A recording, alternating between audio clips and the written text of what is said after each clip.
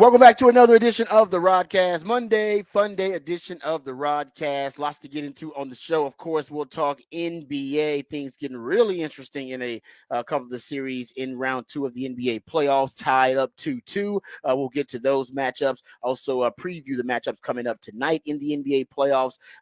There is more discussion, more news in the transfer portal. It giveth and it taketh away. We'll learn where another Longhorn departure has landed in the transfer portal. We'll get to that too coming up here in this segment. There was history made on the 40 acres sports wise. We'll talk about that too coming up here in this segment.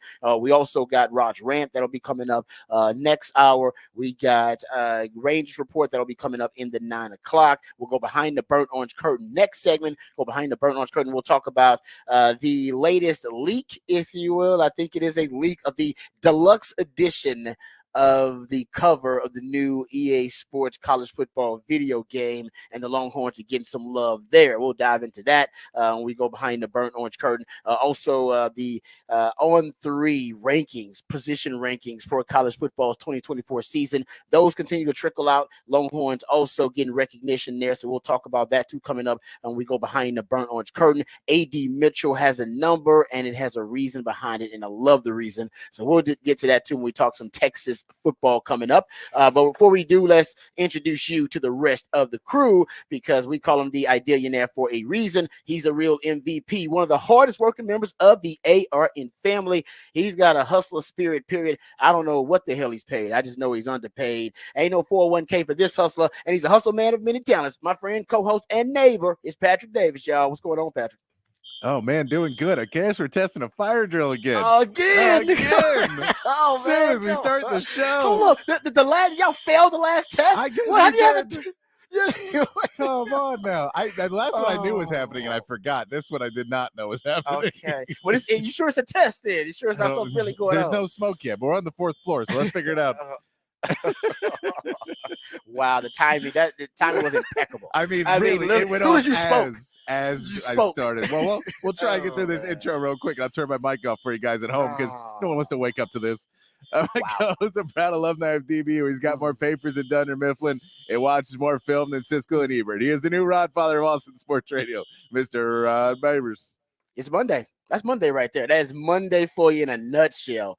And that's radio for you. I mean, everything that can go wrong will go wrong. So, my man Patrick, hopefully you're safe, number one. And hopefully that's done. I think they usually take like a couple of minutes and then it's done. Hopefully that is the case. But we just had one of these last week, and I'm assuming y'all failed the test. That's why y'all getting a pop quiz on a Monday. This is why Patrick does have the musically themed days of the week. And the Smooth Soul Monday, which is a great Monday theme, because it does ease you into the work week, which I think we all need to. That is not easy. That is saying slapped in the face by the work week. Fire alarm going off as soon as you turn on your microphone. My man Patrick, he handles it like a pro, so we appreciate him. I think we're good. You think you're good? Okay, yeah, you go. I mean, I was like, soon as he said, I was like, is that another alarm? So the man turns his mic on. There you go. That's all right. Everything's good now. I'm assuming y'all might have passed that test. I hope you don't have some.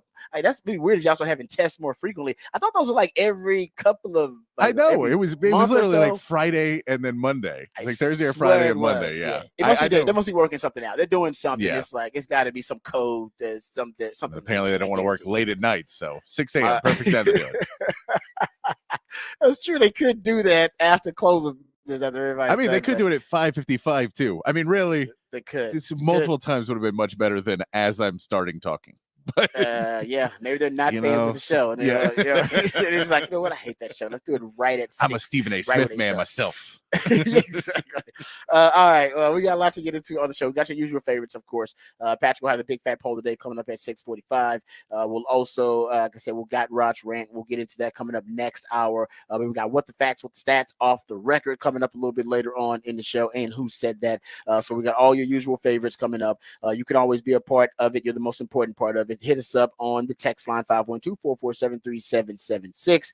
Like I said, we'll start off talking about the NBA. We'll review the NBA. But I want to talk about history being made on the 40 acres. We'll get into that too coming up. And of course, Texas, once again, another departure via the transfer portal has found a home. Not surprised there, but I do think, once again, good attrition for Texas, or at least it shows you that the roster is in really good shape when you start tracking those attrition rates. So we'll get into that. But without further ado, let's hit into Horn headlines. Let's get updated. Let's get educated. Let's get informed with all the top stories of the day. And we'll dive a little bit deeper into some of those stories. But Patrick, do us a favor. Hit us with the Horn headlines, please. All right, your Horn headlines brought to you by Top Gun Rentals and Lawn Equipment. Texas baseball won their series at UCF over the weekend, 2-1, making it their 5th series win in a row. Longhorns now have one final series in the regular season, with Kansas starting on Thursday at Disch-Falk Field. And Texas softball dropped the championship game of the Big 12 tournament on Saturday, but still gets the #1 seed in the Women's College World Series, hosting their regional with games starting Friday. In the NBA, the Mavericks took a 2-1 series lead over the Thunder with another exceptional performance from P.J. Washington. The Celtics bounced back from an embarrassing loss on Thursday to take back home court from the Cavs, while the Pacers even their series with the Knicks, and as several Knicks players seem to come back to earth, and the Nuggets get their job done, winning 2 games in Minnesota, even their series, now heading back to Denver. Tonight, the Cavaliers will push to even their series with the Celtics. The Mavs will try to take a commanding lead in their series at home over the Thunder. Also in the NBA, the draft lottery was held on Sunday, setting up each team's draft positions, with Atlanta getting the first overall pick, jumping up all the way from 10th. The Rockets will select 3rd after moving up for the projected 8th seed, and the Spurs end up with the 4th and 8th pick as they receive Toronto's first-round pick acquired in the Jakob Poeltl trade. The NBA draft will be held on June 26th and 27th. In Major League Baseball, the Astros get a series win over the Tigers, with Justin Verlander pitching 7 innings, only allowing 2 hits on Sunday. They'll be back in action tonight, starting a series with the A's. And injuries came back to haunt the Rangers. They got swept by the Rockies over the weekend. Will look to turn it around, starting their series with the Guardians tonight, with pregame beginning at 6:30 right here on the Horn. That is your Horn headlines. All right, thank you, Patrick, for the Horn headlines. Real quick about the NBA draft lottery. It's never a bad year to have the #1 overall pick. But is it a year with a lot of depth a lot of talent at the top of the draft? So, I mean, there's clearly no clear number one. No. Like, Okay. like last year, is that a good or a bad thing for the team? So it's all, and this is what, a lot of the GMs, when they're coming out and people are saying now it's a weak draft, and they're like, look, it's not a weak draft. It's just a riskier draft. So there's still going to be really good players in this draft, most likely, and there'll be good. But you don't necessarily, there's no one that you pick and say that's going to be a star player, because there's a lot of guys at the top of the draft you could pick, and they'll be, probably 2 or 3 out of the top 10 picks will get out of the league in the next 4 years. 4 or 5 years will be kind of washed out. Like, there's just a lot of players like that where the ceiling's really high, but you don't know. There's guys that have clear flaws. Like, there's really good offensive players that don't really play defense. There's defensive players who don't really play a lot of offense. And so they can't shoot and stuff. So there's just a lot of players where if you find the right guy that fits into what you want to do, then you can get the right player. It's just a little bit riskier than, okay, we know these are normally there's a top 3 or a top 5. And you kind of go, these guys are at another level. There's just a lot of guys kind of around that range. And so if you look around, like mock drafts, a bunch came out yesterday, you'll see guys going from 15th to 2nd. You know what I mean? Like, there's people depending on what what people value or what they think is going to be big. You'll see different players, and I it's the ones that I can tell don't understand how Spurs basketball works, or really how basketball should work in itself. Is everyone who just has Spurs, and every single thing goes, well, they're going to draft this guy because Wemby's going to play defense, so they don't need to draft a defensive player, and they can draft this guy because Wemby will play defense. Like, that's not how basketball works. That's not how it works. They're just like, well, Wemby will play all 5 guys defensively. He takes care of the defense. He's good. He ain't that good. He's long. He ain't that damn. Did you not notice how bad their defense was when he left the court? They probably want to fix that. Atrocious. It was atrocious. They'd probably like to fix that a little bit. Yeah. No, it's a good point. Yeah, I've heard that. That's why I wanted to get your thoughts about how weak the draft is. No, but I mean, the Texas teams. But if you're the Rockets. If you're the Rockets, it's great to be with a drafted number 3. Because you're now at 3, so you can say now we're going to get a pick what we want versus being at 8, where we can still get a decent talent, but it's we got to go after slimmer pickings. Yeah, and so you don't know if you're going to get there. You have to draft more on best player available, as where you could probably find something that maybe fits a want or a need for you a little bit more. If you want to add some more front court depth, you could probably get a big at that position, where maybe a big, you'd have to reach a little bit further to grab one at 8. So it's big for them, and for the Spurs to get 2 picks. Yeah, 4 and 8. Because the Toronto pick, if they would have stayed at 6 or moved up, would have stayed with Toronto, was top 6 protected. So basically, they had to get jumped to get the Toronto pick. It ends up they get jumped by Houston and Toronto, which bumps it. But the Spurs also jump too in their pick, so they get 4 instead of jumping. They would have been 7 and 8. Yeah. They're 4 and 8 now. So pretty good day for both teams to kind of get some pieces. And also these are both now chips that the Rockets can, if they want to make a move. Oh, because they may not want to draft one of these rookies. They have a really young team already. They may say, they want a veteran. let's trade off this number 3 with Jabari Smith, or number 3 with Jalen Green, or number 3 with, Sengun, or we want number 3 with one of our guys to get another piece that we feel is a little bit more veteran to help us get closer to the goal in 1 year than drafting a rookie, which is another process to bring somebody in. So there's a lot you can get out of it. But yeah, both Texas teams turned out pretty well in the draft lottery yesterday. Yeah, no, you're right about that. That's like I said, it's one. I mean, if you're Atlanta, I always said this about Atlanta. I don't know why we started talking about Atlanta the other day. They're one of those NBA franchises. I can't remember them being anything other than really like upper middle class of the NBA. Yeah, they never reached the aristocracy of the NBA. You know what I mean? They're never terrible. They're never like, this is actually one of the first years where they do get that number one pick because they're really bad. But they were always they were supposed to get the 10th pick. So like they were not the worst team. They That's were true. they were like right in the play-in. So the lottery worked out for them, but it ain't a great year to, I guess. It's not the best year, but I mean they need it because they have that whole DeJounte Murray, Trae Young experiment, and it wasn't working, and they're all talking about blowing it up. And this adds kind of a wrinkle into that, where if you had the number 10 pick, then you're probably trying to go a little different route. But if you have the number 1 pick, now change the franchise. Now can we do? Is there a guy we feel is the piece that we can put with these two guys and it'll work, or is this something we package with the DeJounte Murray or at Trae Young and try and bring in a super mega star that we feel we can get and help this team, or trade for a couple guys and make a huge blockbuster trade, or trade Trae Young and put him, or trade DeJounte and put him with the 1 and the Trae Young. Like there's just a lot of options that they have now, being the 1 pick versus the 10th pick, because that's a huge difference. Point. Yeah, no, you're right about that. Yeah, so even this year, I was gonna say that's why we were talking about it, right? Because they had the early exit from the playoffs. That's why we were talking about. Yes, it's just weird. Atlanta's always been that team, even as far back as I can remember being an NBA fan. They're always middle class, either lower middle class or upper middle class, which is the worst place to be in the NBA, really. Because even with you want to be really good or really bad. Yeah, like even with Dominique and Kevin Willis and some of those guys, they had decent teams, but they were never great. They could never compete on the high levels with. They were never a dynasty or running with the guys when there was dynasties running around, like the Celtics and the Lakers and the Bulls. Yeah, they just could never compete on that level. Yeah, no, it is. It's interesting. Well, it worked. Maybe the lottery will work out for them. All right, let's get to the NBA action from last night. I want to talk about that. Well, it's not much to talk about that Indiana New York Knicks series, or at least game 4 of that series. The series is now tied 2-2, so the series is really interesting. But no drama in the game 4. A lot of injuries for the Knicks, Patrick, without Anunoby and Bogdanovich and Julius Randle, of course. Center Mitchell Robinson was out. Man, they were just a mass unit. How about this? The Knicks produced. It had a 14-point first quarter and a 41-point first half. The 2 lowest totals through the first 10 playoff games this season. So they just really, if you look at it overall, the deficit at one point by the Knicks, I mean, they were down by, I want to say 43 or something at one point. That was the largest. I mean, it got ugly. They won. I mean, the Indiana Pacers won 121-89. So they just took advantage of the injuries and the lack of really depth that the Knicks had in that game. Well, yeah, and I mean, that's what he says. This is a game where when you kept saying DiVincenzo and Josh Hart aren't these players. They historically, the careers they've had, they are not these players. And you expect them to have good games. There are players that can have good games. But you don't expect them to, night after night, be putting up 25 points and shooting 50% and just dominating the game like they have been.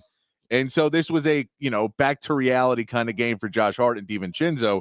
And if you say you're back to reality on those two guys, it hurt Brunson can't carry the team completely.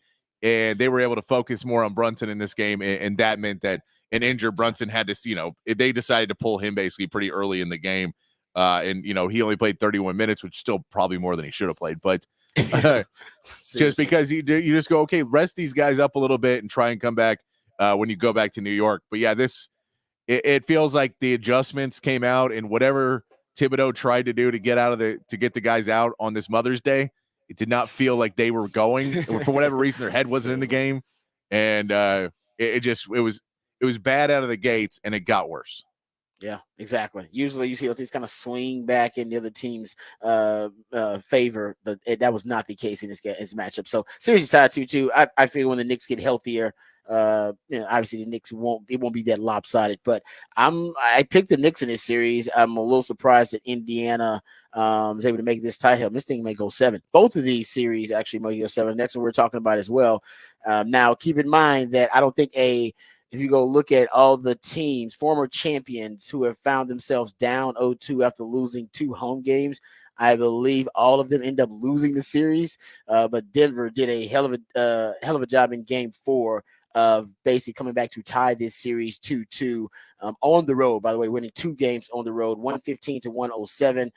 But it was a team effort this time. Patrick, Jamal Murray kind of took over the third for him. Jokic took over the fourth for him. Hell, Aaron Gordon throughout the whole damn game. It was pretty hot. It was really this is when we saw that championship pedigree of Denver. It really showed in Game 4. Games 3 and 4. Yeah, and I mean, they did a similar thing that the Mavs have done, which is just speed the game up a little bit. You want to slow it down. You want to go by your pace. You can't do that or else they're going to swarm you. And so if you just keep moving and everybody keeps moving a little bit more and you don't let them get as set, then they can't swarm you as easily. And, then you get in positions where they were getting themselves in position to win and Jokic was getting himself in a position to win. Rudy Gobert could not handle. They put him on Aaron Gordon at points. And Aaron Gordon was just basically taking 2 steps back and nailing everything. And was just taking steps away from Rudy Gobert and still hitting the shots. He made his first 11 shots of the game? Yeah, he was 11 of 12. That dude was hot the whole game. And he's hot. And it was one of those things. It was a game where people then started to question Rudy Gobert. And it's one of those, I feel it's been a curse to certain players. You win an award and then immediately get shown up on it. But he looked awful in that game. Yeah. And, and so it was, you just see that they game plan well enough to understand if they're going to try and guard Jokic this way and they're going to try and play off the ball, just shoot mid-range, and they're trying to push everything at the basket. And as long as we hit our mid-range, we'll be fine. But if we go straight at their strength, then there's a problem. So if we're standing on the perimeter, they're going to swarm. So don't really stand on the perimeter as much. Try and keep moving the ball around, keep passing. Get the ball inside where they're not going to be able to swarm as much because they swarm on Jokic. He's going to find he's a great passer, and he's finding an open guy. They can pay for it, yeah. And then so if you go there and then don't have Aaron Gordon trying to lay the ball in, have Aaron Gordon try and take a couple steps back. But if they double off of Jokic, cut to the basket, he can get to the basket. Just all the little pieces of where you need to be on the court so that every time they try to make it more difficult, you immediately are beating them. They're a good enough passing team. They've been able to do it the last couple of games. And then for Minnesota, you're not out of that game, but Karl Anthony Towns has to play better offensively. You need some other guys to kind of step up. Anthony Edwards was carrying the team. He was the only offensive threat on that team, really. He's so damn good, man. I mean, he had 44 points. He set a new franchise playoff record, shooting 16 of 25. The dude was, he was unconscious. He's the real deal. We know that. I mean, he's having his coming out party in these playoffs, but you're right. They're going to need a little bit more from Karl Anthony Towns. He went just 5 of 18 from the field. 13 points, 12 rebounds. They need more from him. And I'm with you. It just seemed like that Denver had an answer for everything Minnesota presented to him. And it was still, Minnesota was right in that game. But I love the way not only you get that performance from Aaron Gordon, I think really that was key. But in certain stages of the game, the stars took over. Jokic scored 16 of his 35 in the fourth quarter. So he was the one to close it out. Jamal Murray scored 12, I think, of his 19 in the third. So they were like building up to a crescendo. And then, like I said, Aaron Gordon was really the great equalizer for him. He was that force multiplier. I mean, when would you expect that guy to go 11 or 12? Like you said, his first 11 shots. Yeah, and I mean, with Rudy Gobert in his face. No, and that was the thing is he would take shots and you'd see it, and he did it a few times in the game, which he would literally get the ball in the post, dribble 2 steps back, and take a jump shot. And Gobert didn't really come out on him because that's not a good basketball play. In the grand scheme, no coach is ever going to tell you, no, take 2 steps away from the basket and then throw up like a fadeaway. It's not normal basketball play. You want to go at your guys. You want to go at the basket. You want to draw fouls. And they just kind of got into open space and took those shots. And if they're falling, it's really hard to defend. They're just a little bit more complicated shots, a little bit harder shots, lower percentage. So if he's hitting 11 of 11 to start the game, then take that all day. If it's working that level, take those shots all day. And then just realizing that Jokic was getting good enough position, getting down the court quick enough to get down close, that they would double. And if they double, he was just finding guys. He had a pass to Aaron Gordon on one of them. That's one of those where he's doing the no look. And usually no looks aren't towards the basket. They're away. But he would just, from 5 feet away from the basket, throw it between two defenders to a foot away from the basket to Aaron Gordon. It's just really fun basketball to watch. Yeah, that dude's got it does seem like he's got vision like an owl or something, man. It's just all around 360 vision kind of stuff going on with Jokic. The extra time off, it definitely helped Denver a ton. You can tell the young, inexperienced team, Minnesota, they were way too high on themselves, way overconfident. That game 3 showed that when they got slapped in the face at home. I thought that the crowd and the entire environment there, because I don't know when Minnesota had a game that big like that game 3, but I'll definitely give Denver some credit, man. They responded with games 3 and 4 to win both, and now that series is tied 2-2, and now the momentum has clearly swung. This is now this will be a true test for Minnesota. Anthony Edwards going to show up, but now this team has got to come back and try to snatch this momentum. And you see veteran teams be able to do that in long playoff series. Can a young team like Minnesota against a champion like Denver, who clearly right now they believe, even though the series tied to their control of the series, can they come back and take some of that momentum? And they would have to do it on the road. Because Denver can take control of the series if going back home now they're able to win those 2 games, and then we'll see if Minnesota can steal another one, I should say, in Denver. They've already stolen 2.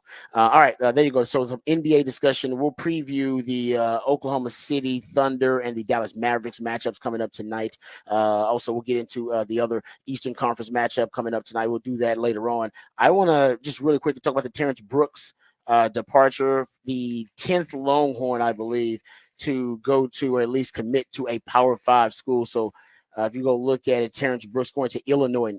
That was the report. He actually did have a Michigan visit planned. I'm not even sure if he made it to Michigan. I saw that over the weekend, that he was planning to visit Michigan, or he was going to visit Michigan. Not sure if he did or not, but it was reported that Terrence Brooks did commit to Illinois. And like I said, I believe now that's 10 of the 21 players in the last 2 transfer portal cycles who have gone to Power 5 schools. That's like I said, close to a 50% rate. You're at 47%, somewhere around there.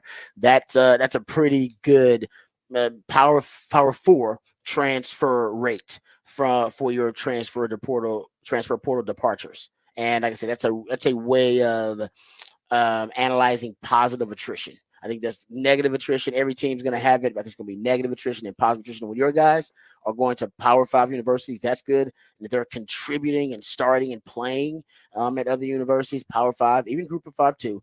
But I'm saying Power 5 specifically because it's on the same competitive level as Texas.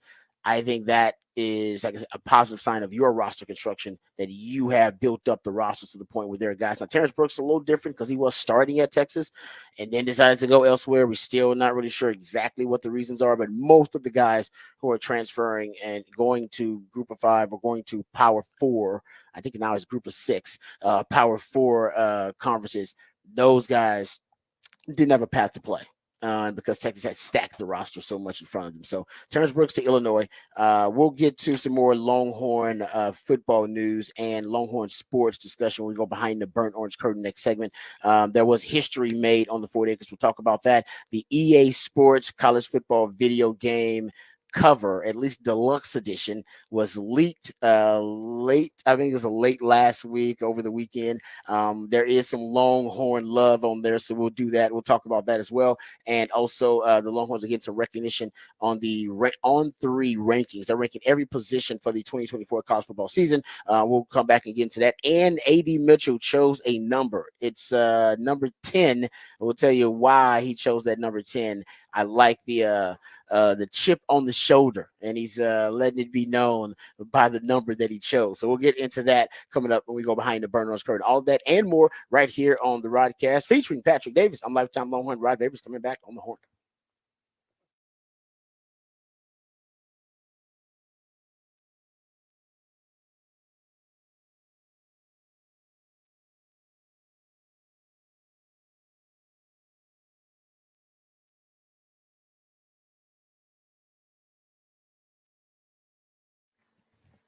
Hey, what's up, folks? Lifetime Longhorn Rod Babers here. Let's talk about Callahan's General Store because right now, a lot of you out there, I'm trying to make sure your yard is in the best possible condition. We're getting a lot of rain. That's good for your yard and good for your lawn, but it's also good for the weeds. So you want to make sure you get the weeds out of your yard so that any rain, any moisture, that's only helping you grow that nice, green, lush, beautiful looking grass out there. And Callahan's General Store can help you with that. Go over there, you get the pre-emergence, the nitro, the barricade by Nitro Foss. You can get that. They got plenty of different items there to help you start to kill all those weeds, the crabgrass and the dandelions. They also have the weed and feed there, and they can let you know exactly when you want to put that down, exactly how you want to use that. But right now, it's a perfect time to start filling in those brown patches with Bermuda seed. They got the Bermuda seed there, the grass seed. So you got those brown patches in your yard right now from the extreme weather, whether that be extreme heat or whether that be from extreme cold. We got a lot of that here in Central Texas. Either or, you want to make sure you can fill in those patches with their Bermuda seed. They have that there at Callahan General Store, but they got the soil, they have the amendments, they have the fertilizer, everything you need to make sure that your yard and your lawn are in the best possible shape. They also have the know-how and the expertise and the knowledge to help you as well. So you go there, you gotta know exactly what you're trying to accomplish. They'll give you all the resources to achieve it. That's what they do there at Callahan General Store. They also have plenty of the seedling vegetables. You're starting to plant those seedling vegetables around the yard in the gardens. They have plenty of melons and they got plenty of vegetables there for you to plant. They also have fruit trees, pecan trees, everything you need there at Callahan's General Store. It's a one-stop shop. You know exactly where it is. 501 Bastrop Highway, right between downtown and the airport. Every day is a great day to make it a Callahan's Day.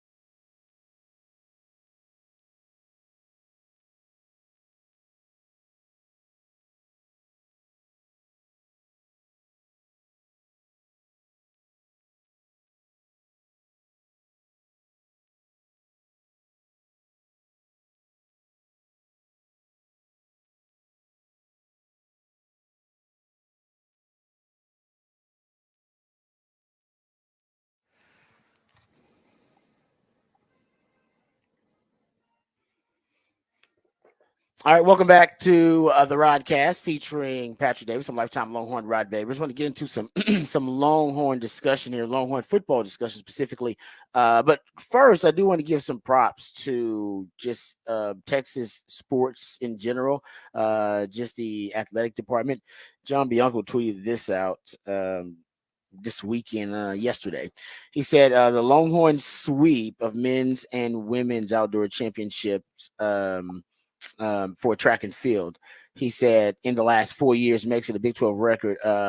14th championships for our Longhorns this year. So they had 14 Big 12 titles. That's what the Longhorns have in 2024 on their obviously their last year in the Big 12. Texas record 14 Big 12 championships this year are 10 more than the next closest school and more than the other 13 members combined, who have a total of 13 titles, which is like I said, it's really impressive what you're seeing happen on the 40 acres. And I will say honestly, in the NIL era that we currently live in, all sports should be taking advantage of this, this era of college sports. And if we don't know how long NIL is going to go without, kind of federal guardrails to, to basically make sure that all the state NIL laws have some uniformity, some, unanimity of some kind, like that they actually are aligned in their agendas, because right now they're not. Every state's got a different agenda, and every state's got different laws, and that's just the way it is. And all the laws are benefiting all the schools, which they should. I'm happy for that. But with that currently being the model and essentially being less regulated, Texas should, in this era, be embarking on, no pun intended, a golden age of Texas sports, because Texas has more. They have more resources than most schools out there, and it's harder probably in football, maybe, and basketball, the bigger sports, the big revenue generating sports. Is probably harder for Texas to really be able to weaponize that advantage. But in other sports, they really can dominate because of that NIL advantage. Now, in football and basketball, it's going to help you. Yeah. It is, no doubt about it. But they're already established, brands and already established programs there that they've been around for decades. That even though, yes, NIL is now the law of the land, it's going to help Texas. It's not going to put you over the top to just beat Georgia all of a sudden. Yeah. Well, we'll see next season. Maybe it does. Maybe, yeah, you know what? I hope it does. But it doesn't necessarily. It's not going to catapult you into being elite almost overnight. Yeah, one off season. But also, in some of these other sports, it might. Yeah, and it depends on if you're saying we're putting in millions and millions into football, well, so are all these other schools, but they may not be putting it into everything else. Yes, they can't afford to. Yeah, they can't afford to. They gotta soak it all. They don't have enough sugar daddies and yeah. sugar mamas. Texas got more sugar daddies and sugar mamas. They got sugar daddies and sugar mamas who just love volleyball. They got sugar daddies and sugar mamas who just love something. No, I'm just softball. Sorry, that's why I think that was the whole point of them coming up with the Texas One Fund. It's like, no, you choose. You really like this sport and you really want it to go to sport. It can go. You can funnel it straight to that sport. Boom. And I think right now, while this NIL, like I said, right now, while NIL continues to be disputed, like I said, state to state, and it's not necessarily a federal law, a national federal law, it's a state to state thing. Texas, while it's still that, and it won't be that forever. There at one point, they're going to put guardrails on this thing. Texas should fully take advantage, and they should be now in the SEC. It'll be a little different because that's a more competitive league, but Texas should be reaping the benefits of this, and I think they already are, because I think Texas is doing it they're doing it the right way. But also, I think Texas understands that now they can fully embrace their boosters and donors being weaponized, and that was never the case. Even when Texas had its golden era under DeLoss Dodds with Mac, and Mac was fantastic, and Rick Barnes and Augie. I mean, all the sports seem to be humming, and that was a golden era. And Texas had golden eras in all the sports, not just one particular. But that was one where almost seems like all the sports were thriving. We're in another era like that, and it's not only because of NIL, but NIL is the reason I think you can separate from the rest of college football in some of the other non-revenue generating sports. Like I said, it's going to help football. It's already helping football. It's helping basketball. It's going to help baseball. But some of the non-revenue generating sports, they should honestly be, because of NIL, they should be separating sooner. And I think maybe we're already witnessing it. By the way, ADs, and by the way, you talk about ADs and DeLoss Dodds was great. We know Chris Del Conte is fantastic, so I'm not taking anything away from him. He's part of why Texas is able to kind of embark on this golden era of Texas sports again. But congrats to all the programs. They're doing really well. And now you're going to have the revenue generating sports, I think, join them, or at least Texas football. We saw Texas basketball. I think it's going to end up, bouncing back really well here. Texas baseball. Texas baseball, I just found it out. They won. Basically, you'll look at how many of the series they've won in the Big 12. You said they won 5 straight, right? Yeah, they won 5 straight series now in baseball. 5 straight series in the Big 12. It's crazy. We seem to have the David Pierce freak out every year toward the beginning Yeah. of the season. And I know people are still freaked out about the pitching, obviously, so I'm not taking anything away from that. But it does seem like every year there's this, freak out about David Pierce and the team early on. And then, without a doubt, they find their groove. And I think they've won, 8 out of the 9 Big 12 series on the year, 5 straight. They won a bunch. Look Yeah, up I and- think they won all the road ones too. They've done decently for most of the year. They've done pretty well, and it's you got one more series left with Kansas, so put themselves in position. They're I think third now, tied for third in the Big 12. So they're still right there where they're get a decent seed in the Big 12 tournament. Then anything can happen. I know. Like I said, I just remember there was a lot of people freaking out about Texas baseball, and maybe they still are about certain areas of it. But Pierce has seemed to have righted the ship, at least in Big 12 play. All right, let's get to AD Mitchell real quick, because with AD Mitchell, and then we can go back to the EA Sports college football video game cover. AD Mitchell is wearing number 10. The reason that he says he's wearing number 10 for the 10 receivers drafted ahead of him. Well done. I like it. I like it. I like it. I love it, actually. Good job. Keep the chip on your shoulder, constantly reminding yourself, oh, no, man, I'm thinking about those 10 guys drafted ahead of him. I like it. AD Mitchell. And we played the sound from Greg Cosell, but last week, saying that he believes AD Mitchell's got the ability, the raw material to be a top 10 receiver in the league at one point. Will he become that? That's all on AD Mitchell. But he says he's got that kind of raw talent. Guy fell to the second round to the Colts. As a Texans fan, not happy about that. But getting back to some Longhorn news here. So I don't know if everybody saw it. I'm sure you did, Patrick, but there was a leak over the weekend of the college football video game cover. And this was the deluxe edition. I'm not sure how many they're going to have. From what I've heard or what's been reported, they're going to have a college football video game cover representing each conference, I believe. Power conference, not all the 6. The power conference, so only 4 of them. And I believe this is another edition, the deluxe edition, which has, different schools featured on it, a number of different schools featured on it. And I'll just throw this out there because Quinn is on it. Quinn is featured. Yes. As one of the players that's on there. And I don't know, I didn't expect, this is, like I said, it's a deluxe edition. So they have, more than one player on there. They got Quinn, who's featured on there. They have the running back from Michigan, who's also one of the featured Donovan Edwards, guys on there. Donovan Edwards. He's one of the featured guys on there.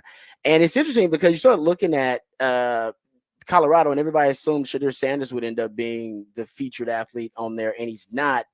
Colorado's featured, but it's Travis Hunter who's actually the featured athlete. And it's those 3 guys are prominently featured where you can really see them. And then off in the distance, you can see Carson Beck's jersey. You can see Jalen Milroe. They're not off in distance, but like the next row. Up. And the next level up. And there's Jalen Milroe, then there's Carson Beck, and there's Judkins out of Ohio State. And those are the only names you can see. Yeah. And everybody else, there's just helmets representing different programs.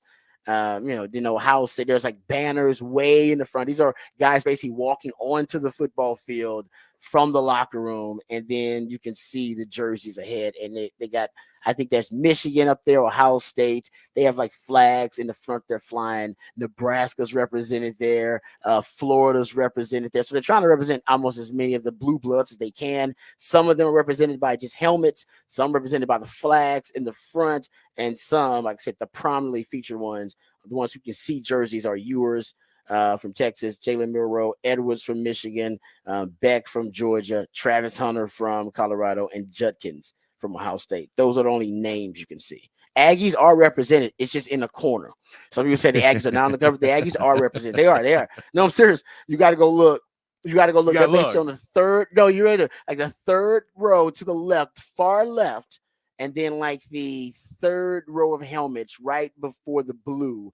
There, you see that maroon? That's, I believe, the Aggies. So I know people are like ragging on the Aggies. Oh, the Aggies not even represented. But the Aggies are represented on there. It's just not like a featured representation. Because I think I see the Sooners too. They're on the right, I believe, and featured in like the third row next to Ohio State. So I know Longhorn fans wanted to take a shot at their rivals, but I think the Aggies made it. Not all. I mean, like I said, Clemson is like barely represented in like the fourth row way up there, and you can barely see, I think, the Clemson helmet. Notre Dame's well represented, so is USC. So like I said, it's just it's the deluxe edition. I'm sure that the regional edition or the power conference edition, they'll have better representation of some of your favorite schools. Yes, I would imagine they would. Yeah, I don't get Florida gets like two things in there. I don't get when they get a player pretty close. They got a player pretty close, and they get a flag. And why they get? Okay. They've not been good recently. They shouldn't get that.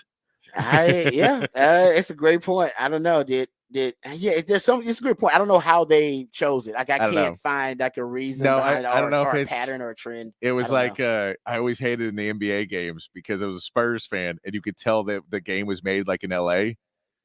Because the Lakers would always be like all 90s, and the Spurs would be like, nah, Tony Parker's like a 78. You're like, come on, man. We won we just won our third championship, and I can't get a game where the Spurs are decent. It's like, no, they're just a great team. The sum of its parts. Come on, great man. Coaching. Yeah, that's a great point. No, you're right about that. That's what I think. I don't know. I don't know. I don't know what region maybe that they're trying to attract with this and appeal to. I have no idea. But I'm saying this about Texas. I'll make my Black Stradamus prediction. I think Texas will have 2 cover athletes of the college football video game in the next 3 years, maybe 4, maybe 3 to 4 years. I should go 4. But Arch Manning's gonna make this cover. Y'all know he's gonna be on that cover. You're gonna be on that cover, even if he's just, and he's gonna be good. But even if he was just above average, he gonna make it on that cover. Y'all know that. No, he's a Manning. Yeah, it's gonna happen unless they don't match the money.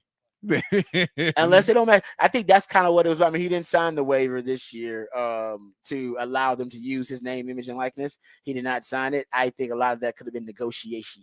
No, and that's like he's gonna go the route of the Marvin Harrison Jr., who's in the NFL basically not signed away his rights for anything yet. I don't believe. Yeah. So you can't buy a jersey of him. You can't you can't get anything. If you're like, why can you not get a jersey? He's like, oh, he wants a cut of everything. Yeah, that would be a first. And you know what? It would be groundbreaking. I mean, guys now I want to say Caleb Williams is going to be his own agent. He's going to negotiate all his own stuff because of the Lamar Jackson thing. He figures, you know what, I can do it. It's already slotted. I know what the guy made last year. I know what the guys. I'll wait for the guy to get paid at number 2 behind me, and then I'll bump a little bit better than that based on those. So it makes sense. I mean, and I think there's guys like Arch falls into the perfect category as Marvin Harrison, where Marvin Harrison's like, what am I going to buy my parents a house? My dad, my dad did okay for himself. That's a great point. It's like, I don't need y'all. I don't need that little check. A lot of people need that check. I actually don't need the check. And those guys are knowledgeable about how the system already works. Yeah. About how those corporations exploit the players. So they're like, no, you can hold out. They'll come to you. If you're good enough, they'll come to you. Trust me. All you need is one good season, and they'll be like, all right, we'll pay you extra money because you're really good. And the same thing about Arch. They want Arch in that game, or Arch in that spring game already got the EA Sports people going, damn it. We got to offer more money, guys. We need to offer him more money, and we need to do it soon because people don't want to play with Arch. So there you go. No, you're right, but they might just be good business. These guys are a little bit more savvy than they used to be back in the past. Okay. Well, you know what? We got time for this. Let's get to this on 3 position rankings. I just want to get to the offensive line because they rank the offensive line for the top 10, I say, offensive lines in the country for the upcoming 2024 season. They have the Longhorns ranked as the 2nd best offensive line in the country, which I got to tell you is not surprising to me, but it's just, I believe they have the Texas quarterbacks as the number 1 quarterback room in the country. They had the Texas wide receiver room as the number 3 wide receiver room in the country. So on 3 in these rankings, they basically have the running back room actually I take that back. Running backs were 9th. So they got quarterbacks ranked as the best quarterback. Texas quarterback room as the best quarterback room in the country. They got the O-line now as the 2nd best O-line in the country, and they got the wide receivers ranked as the 3rd best wide receivers in the country. Tight ends, it had them best of the rest. So not necessarily among the Texas tight ends not ranked. And I guess that may be I don't know if it's weakest is the term, but it may be among the position groups that's probably without a force multiplier in the group. Now, I don't know. Amari Nightblack could be that guy, but you're looking at wide receiver. You got a guy projected to be a first round, but I think the wide receiver room has a couple of guys that can be those kind of force multipliers for you. Offensive line, Kelvin Banks is going to be a top 10 pick, top 15 pick at the worst with that group. So they're loaded. Quarterbacks, we already know Quinn can be a first round pick. Arch can end up being a first round pick. So tight ends that, and not the tight ends are going to be drafted that high anyway, but they don't really have, to me, a player who a game changer at the tight end position. So that's probably why they're not ranked really high. But also, I'm high on Gunnar Helm. I'm high on Amari Nightblack.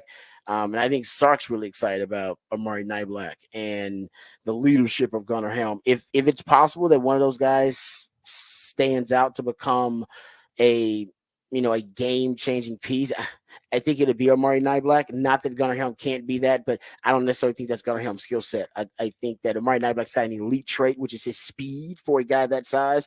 And I don't know if Gunnar Helm has an elite trait as a player, but I think he's a good player. I know that about that. So Texas getting a lot of love position. Yeah, and Amari Nightblack seems to fit what Sark does more. I agree with that too. Yeah, because I think Gunnar Helm in a right offense could be super valuable and do everything, and be valuable for Texas this year too, because he is really good at what he does. But yeah, I think you see with Nightblack and kind of has that the speed and the ability to break open and make a defense have to adjust. I think that's a special thing that Sark likes to use a lot.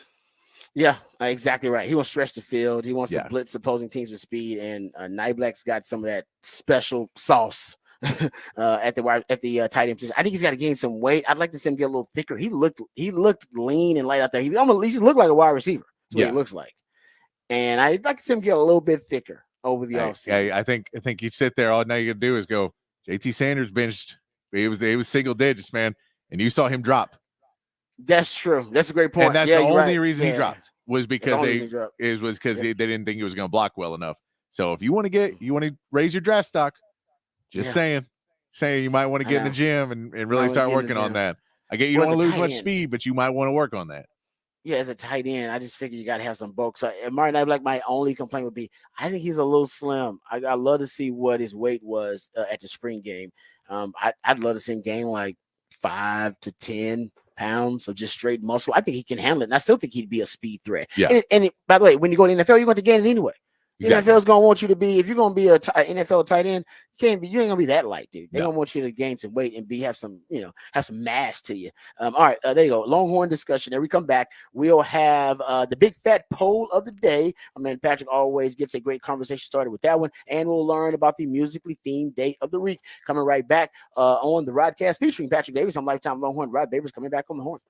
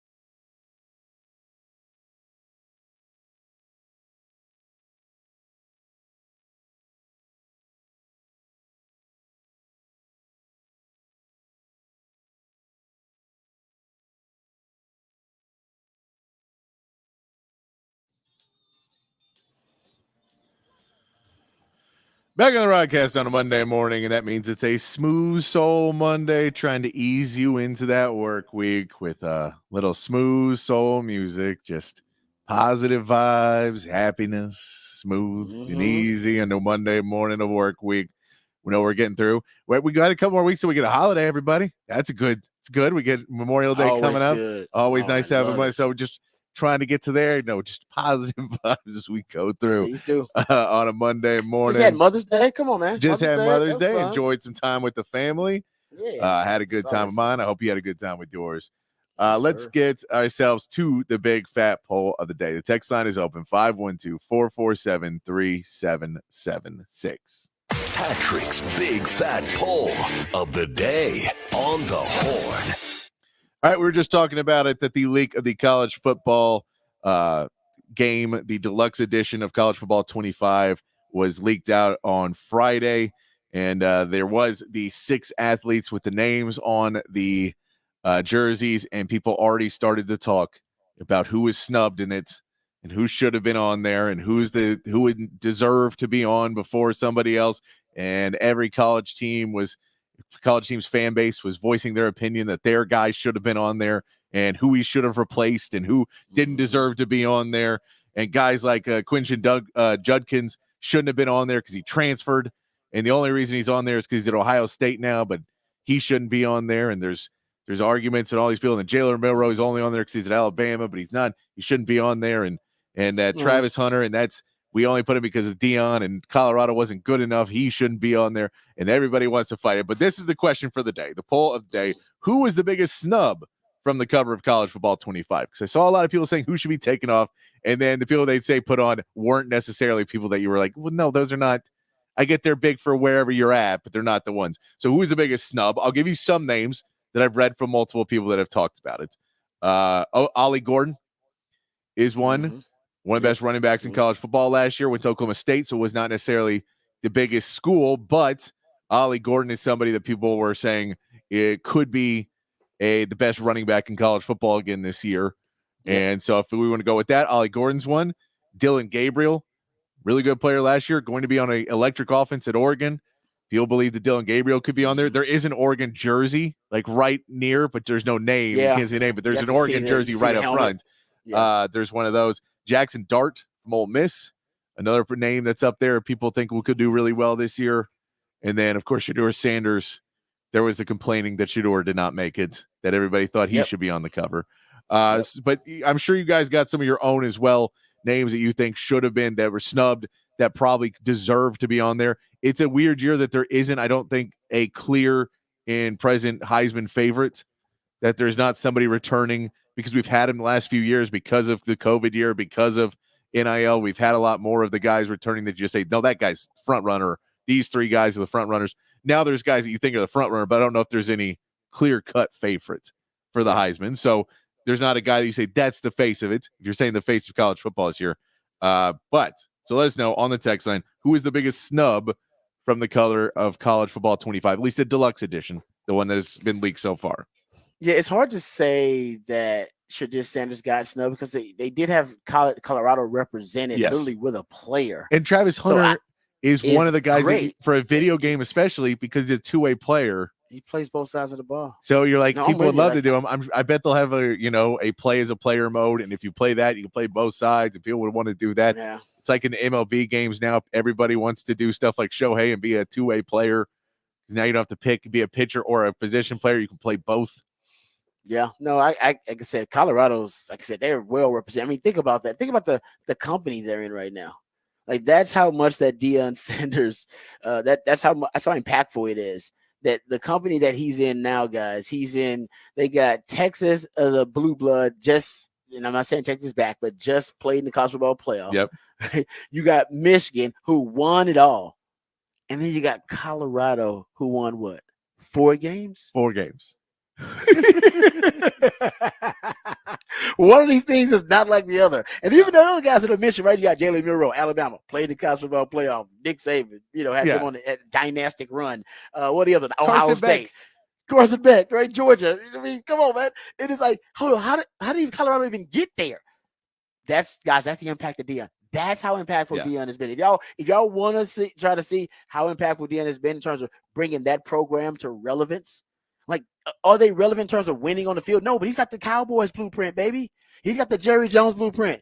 Y'all gonna care about what Dion says, and Dion's gonna bring more eyeballs and more attention and free media to that program than any coach is gonna bring to a program in college football, maybe in the history of college football, guys. The video game just came back, and Colorado is prominently featured on the cover with Michigan, who just won it all. Texas just played in the college football playoff, and Alabama and Ohio State and Georgia. Why the hell are they there? Think about this, guys. Why are they there? Because of Travis Hunter? No, Travis Hunter's great. There's some really good players. He ain't that good. No, if Travis Hunter, they want to put Dion on there. They couldn't put Dion on there. They did the closest thing they could. They're like, damn it, let's put it on there. What about Shedeur Sanders? Nah, let's put Travis Hunter. It'll be less controversial because they don't want to go with Dion. Sanders, but y'all know why he's on there. It's because of Dion. Yes, it is. 100%. There's no doubt. Oh, 100%. Yeah.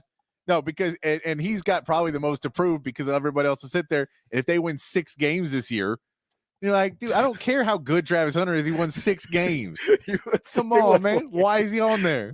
Why is he on there? Like, yeah, he's on there because hey, we in terms of most talked about college football programs, they deserve it. If this cover is trying to give you the most discussed and talked about programs nationally, they got it right. And maybe that's what they were doing.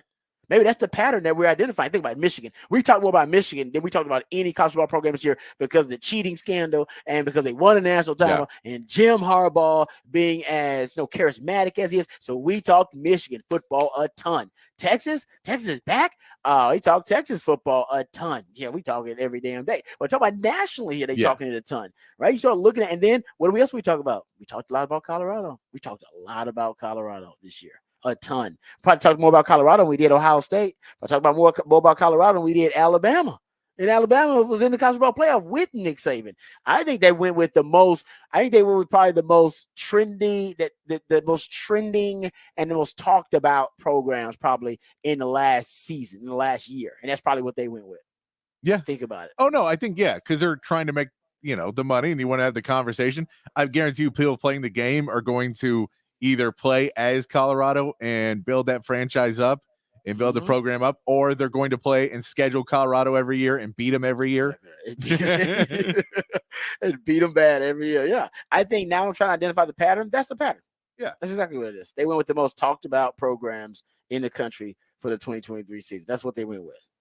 And I can see it's kind of weird. Like even in, they have like 2 helmets also on the sides here, and it's LSU. If you notice with the expanded view, you can even see LSU and like Washington there close, but they're not named. They don't have names. We're talking about the guys with names who are featured. And like I said, it doesn't make one of these things is not like the other guys, and we know why. Yeah, like Notre Dame's in there up front.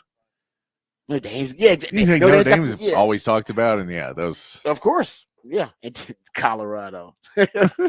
Well done, Dion. Well done. I mean, how the hell did that happen? I don't know. So 512-447-3776, the text line. Who is the biggest snub from the cover of College Football 25 Deluxe Edition? At least the leak that came out. Who is the biggest snub that you would have? Is there any Group of 5 representation at all? Oh, I see Boise State actually. I see Boise State, I believe, in the back there. Yep, I see a Boise State reference. You see it? It's right between Notre Dame and USC. I think that's Boise State, like on the left side. The left side. I think that's Boise State. So maybe they might be the only Group of 5 that I see that I can identify just off top. So maybe if you want to say who got snubbed, maybe it was the Group of 6 got snubbed. The entire damn Group of 6, all of them got snubbed. Because I don't know, in Boise State that doesn't make sense because all the programs who but they're famous football game. They're always big in the game because of Blue Field. Oh, the Blue Field.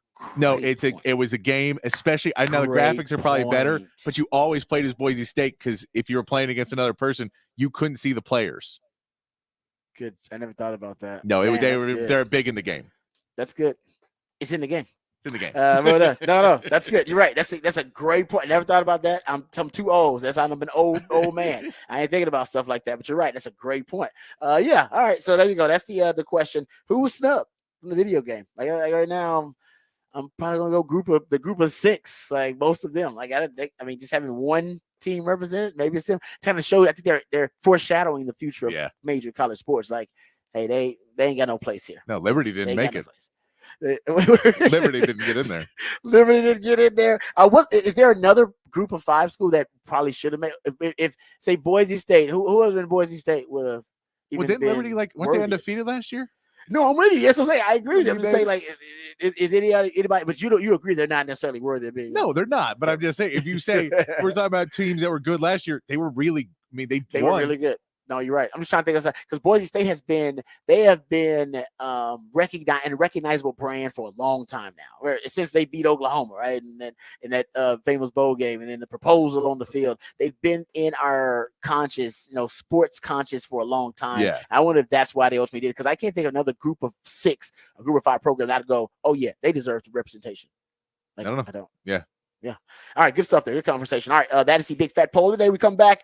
More NBA playoff review. We'll also dive into Rod's rant of the day. We'll do that on the other side right here on the Rodcast featuring Patrick Davis. I'm Lifetime Longhorn. Rod Davis coming back on the horn.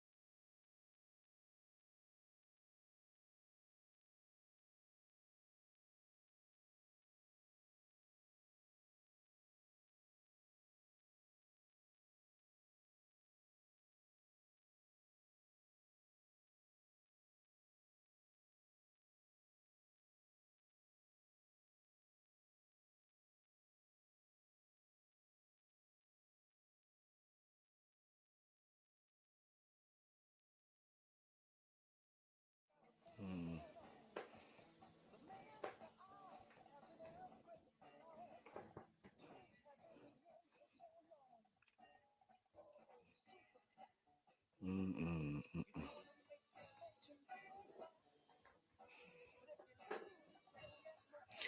Welcome back to the Rodcast. It is a Monday, which makes it a smooth soul Monday, thanks to my co-host, the Idealionaire Patrick Davis. That's when he plays jams that are intended to ease you into the work week. We know the weekend, hopefully your weekend, was a fun-filled weekend. Hopefully you got a chance to spend fun with family, of course, with Mother's Day. So happy belated Mother's Day to all the mothers out there. Hopefully that was the case.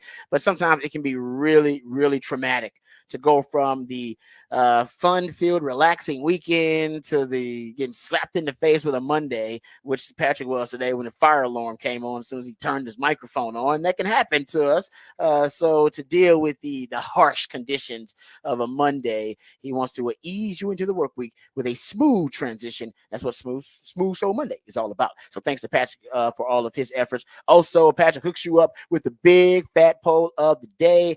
That's when he throws a topic out there, and it is always a great conversation starter. Patrick, what is the topic of the big fat poll of the day? Big fat poll of the day today. Who is the biggest snub from the cover of College Football 25? The deluxe edition was leaked out on Friday. Quinn Ewers very prominently on there. It's good to have the Longhorns prominently featured. That is good to see.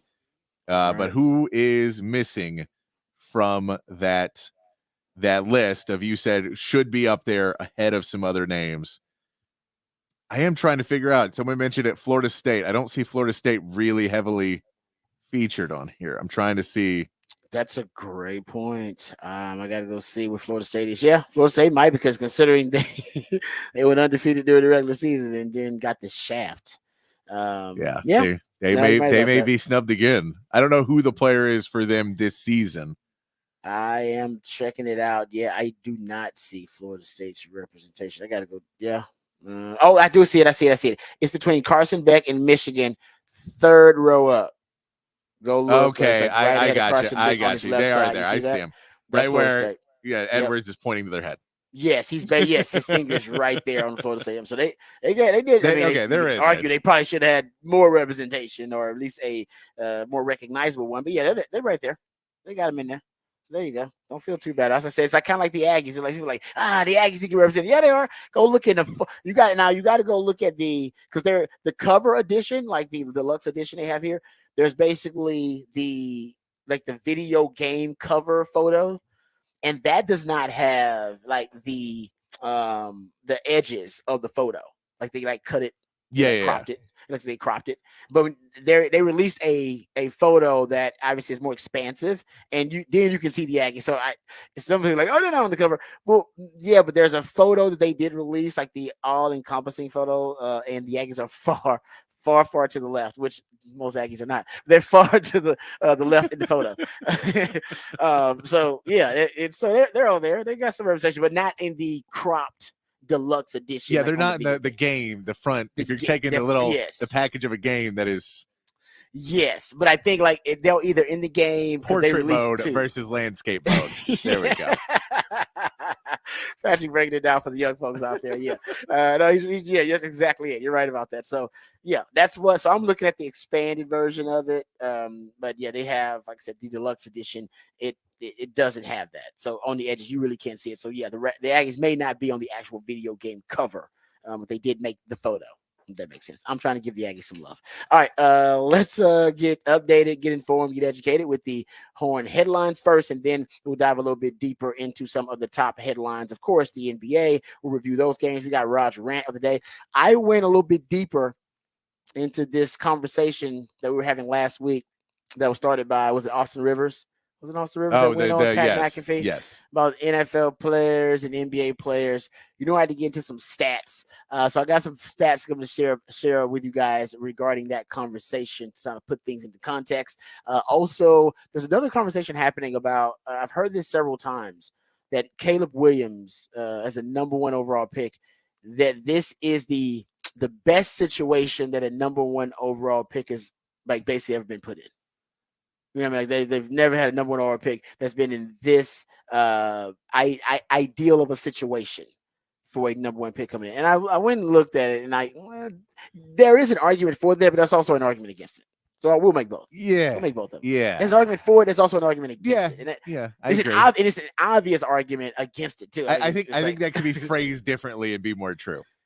Yes, basically, some people are yes. Like I said, I mean, this is a conversation I've heard now on multiple platforms, multiple times. I'm pretty sure you've heard it. She's like, "Oh man, that no number one overall pick has ever been put in a situation that's this good." And I'm like, "Hey, really?"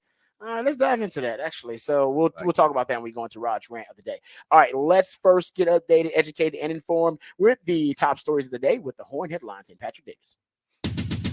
All right, your Horn headlines brought to you by Top Gun Rentals and Lawn Equipment. Texas baseball won their series at UCF over the weekend, 2-1, making their 5th series win in a row. Longhorns now have one final series in the regular season with Kansas starting on Thursday at Disch-Falk Field. And Texas softball dropped the championship game of the Big 12 tournament on Saturday, but they still get the number one seed in the Women's College World Series. And they'll be hosting their regional game starting Friday. In the NBA, the Mavericks took a 2-1 series lead over the Thunder with another exceptional performance from P.J. Washington. The Celtics bounced back from an embarrassing loss on Thursday to take back home court from the Cavs. And the Pacers even their series with the Knicks, as several Knicks players seem to come back to earth, while the Nuggets get the job done winning 2 games in Minnesota to even their series, now heading back to Denver. Tonight, the Cavaliers will push to even their series with the Celtics, and the Mavs will try to take a commanding lead in their series at home over the Thunder.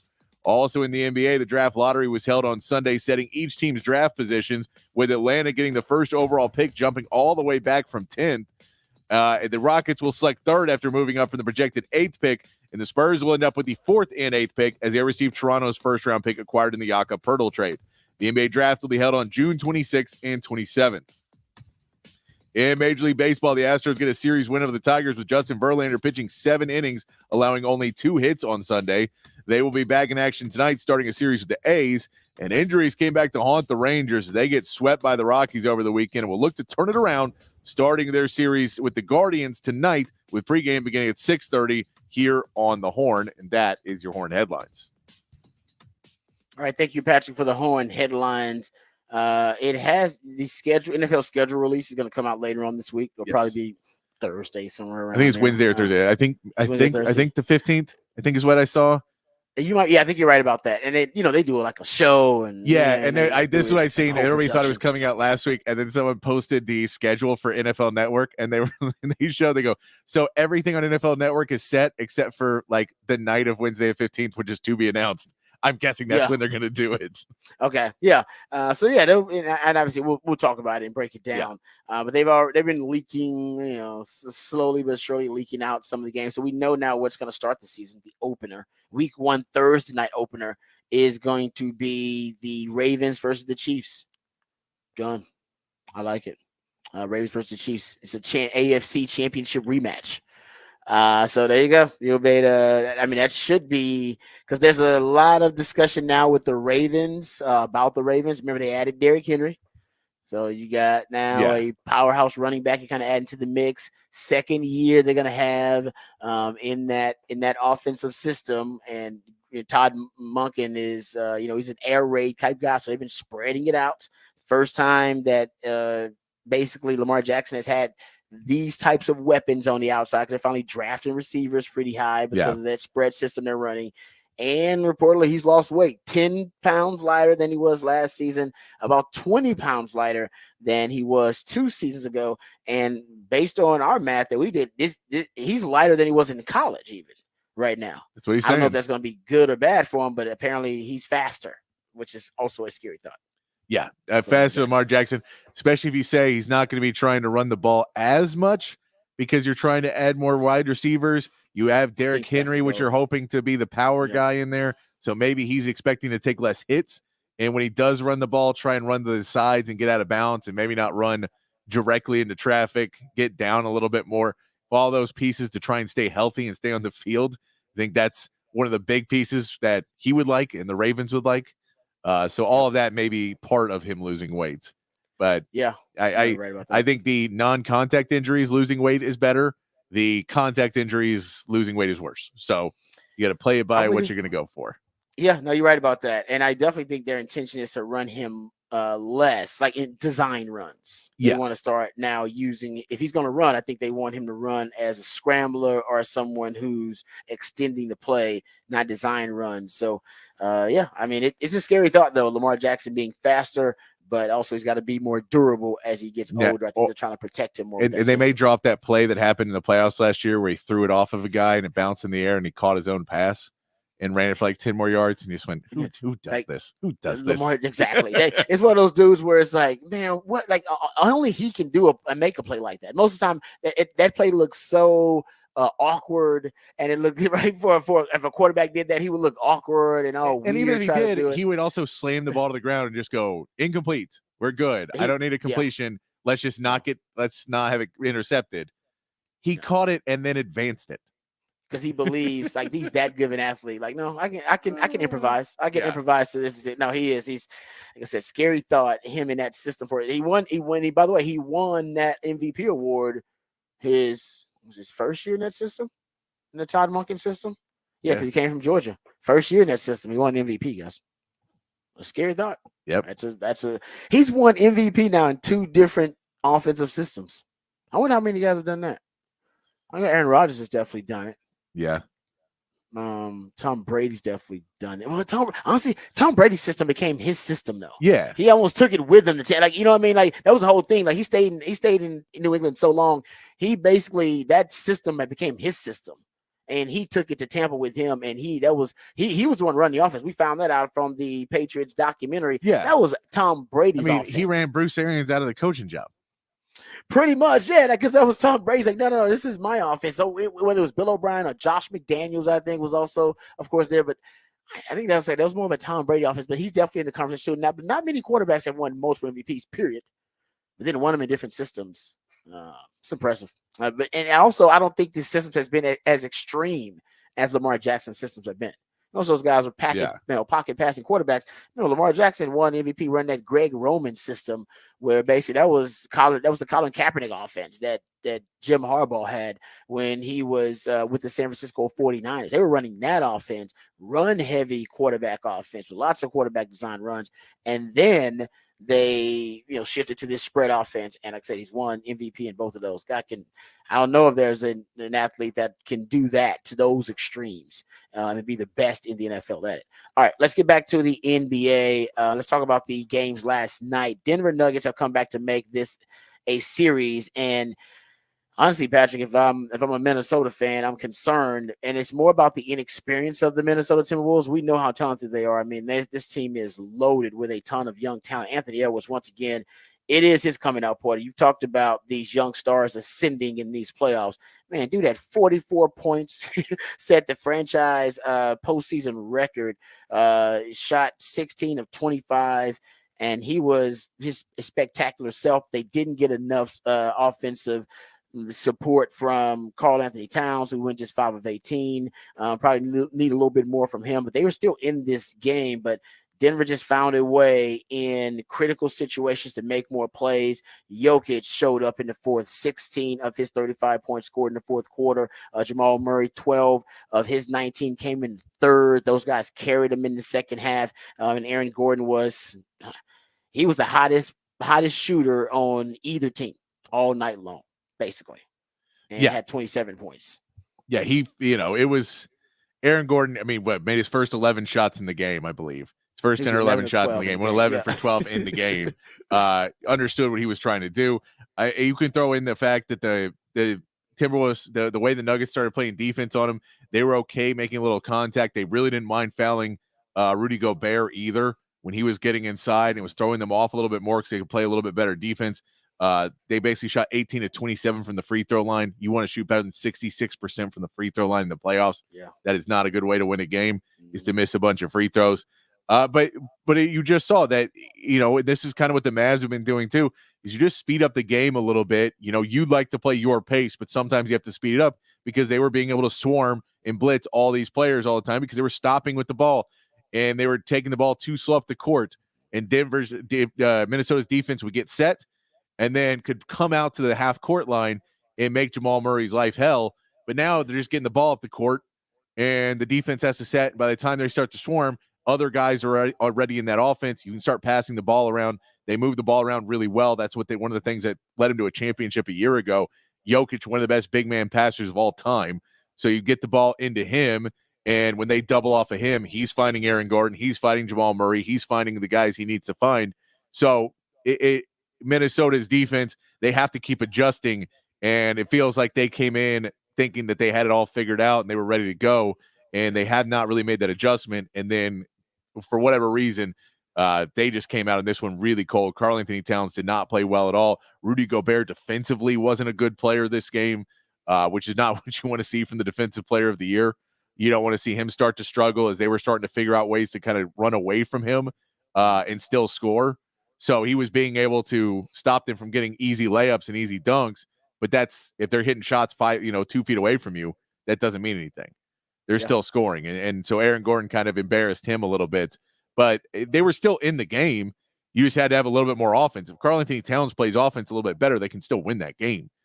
So it's a completely different game. And that's the problem is it was basically only Anthony Edwards who was playing decently offensively. If you add one other player playing at a high level offensively, then Minnesota could still win that game. They're still very much in this series. They're still very much in all these games. They're just not getting enough help around Anthony Edwards. Yeah. I do worry about the psychology of a young team like Minnesota in the situation because the momentum has clearly swung now back in, Denver's favor. And I just thought Minnesota would take one of those home games. Just take one of them.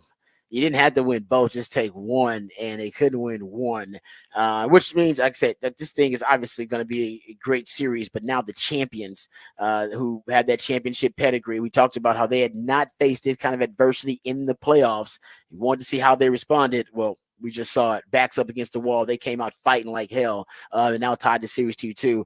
And I think now for Minnesota, I just want to psychologically, without a lot of playoff experience on the team, where they are now, because they were really high on themselves and going into game three. Game three, they had a terrible showing. Game four, like you said, if they get a little bit more help from Karl-Anthony Towns, they bounce back. I remember Anthony was saying, I played bad in game three. I will answer in game four. He was literally calling himself out and calling his shot, saying, no, you're going to watch me in game four. I'm coming back. And he did. Scored 44 in that game. They're gonna need something, I think a similar response from Karl-Anthony Towns if they want to come back and snatch the momentum in this series. Steal a game, but they've already stolen 2 on the road. But now, trying to take a game in Denver, or at least trying to take the momentum back in this series, it's going to be tough because Denver, like I said, you had them on the ropes and you had them, I think you had them wobbly a little bit. One win there would have been able to deliver another haymaker, and they couldn't. And now I feel like, Minnesota's on the ropes a little bit. It's still tied 2-2, but there's no doubt. Momentum, that goes to the Nuggets. Yeah, and it does. But the reality is, if Minnesota comes out, Karl-Anthony Towns shoots well in Denver, and Anthony Edwards keeps playing like this, and they win by 15 points in that, momentum completely shifts back. So you can make that difference. You can shift. We did talk about it a little bit when Denver was going to hope with Minnesota was you get the distractions of going home. And I feel there's probably something to be said of that too, that they came home and that's when everybody starts patting you on the back. That's when you come back and everyone's hitting you up and you're back at your house and everyone, oh guys, you're champions. You're already NBA champions. Yep.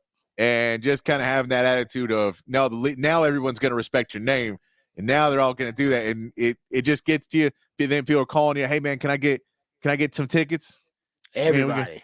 And it's just all those added distractions take you out of the mindset of we're the underdog. We need to go prove it. We're playing the champs. We need to go prove it to they're playing us.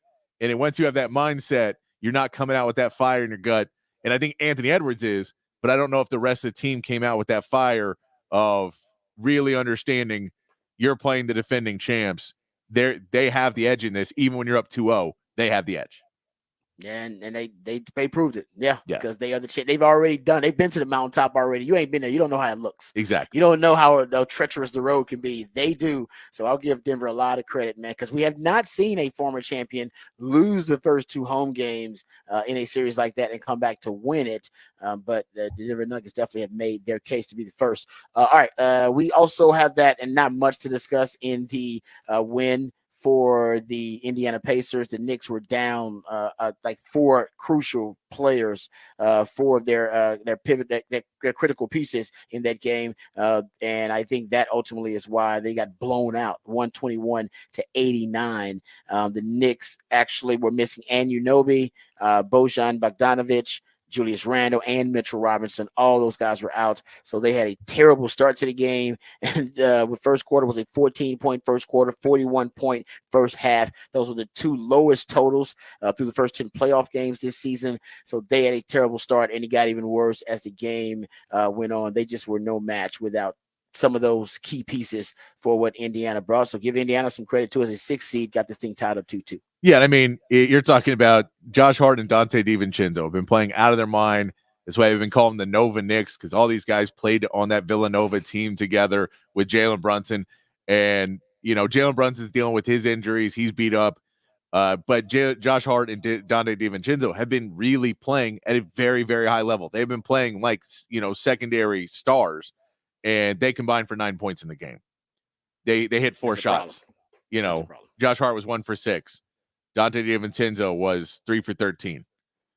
So once those guys started missing, once they, kind of came back down to earth and were playing more like the players that we had seen them play for the rest of their career so far, then, that was what you were expecting from New York from the beginning, which is why they were not picked to even beat Philadelphia from the start.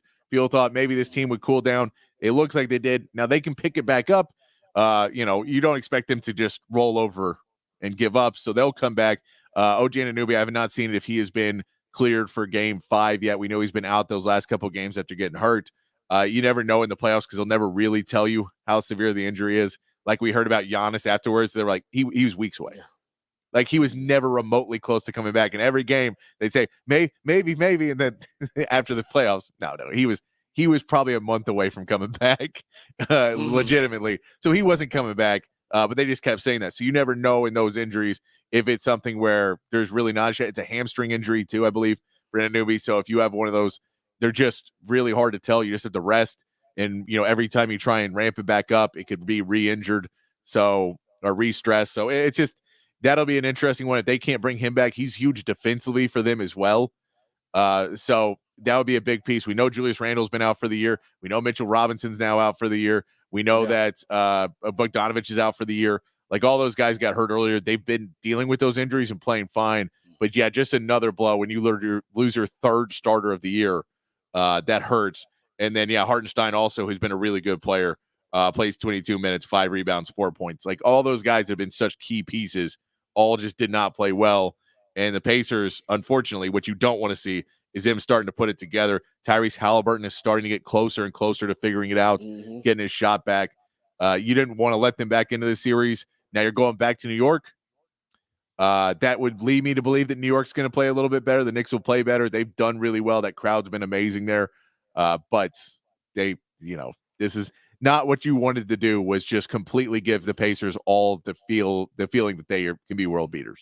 Yeah, it's like that moment in the, going back to one of your Rocky references, that "you ain't so bad" moment from Rocky. Yes, going up against Mr. C. You ain't so bad. You never want that moment to happen when you have an opponent who is considered to be inferior or a lower seed. Yeah, where they start to play with and they go, "Man, you ain't so bad." Yeah, especially when you have them on the ropes. You had him on the ropes. Yeah, you should have shown them at that time. Put your foot on the throat, and they couldn't. So both of those series now are going to be really, really good going forward. I mean, you could have both of those series end up going potentially to 7 games, the Denver Nuggets series and that New York Knicks series against the Pacers. All right, good stuff there. We come back. We'll push Rod's rant to next segment, and we'll get into it. I got 2 things I wanted to get into. We'll see how much time we have, and we can get into both. But if not, we'll dive into the conversation last week about how many NFL players could switch to the NBA and how many NBA players could cross over to the NFL. I want to talk about that. I got some hard numbers we'll get into, and also the conversation about Caleb Williams. Is this the best situation ever for a number 1 overall pick going to the Bears? We'll talk about that too when we come back on Rod's Round Today, right here on the Rodcast, featuring Patrick Davis on Lifetime 101. Rod Davis coming back on the horn.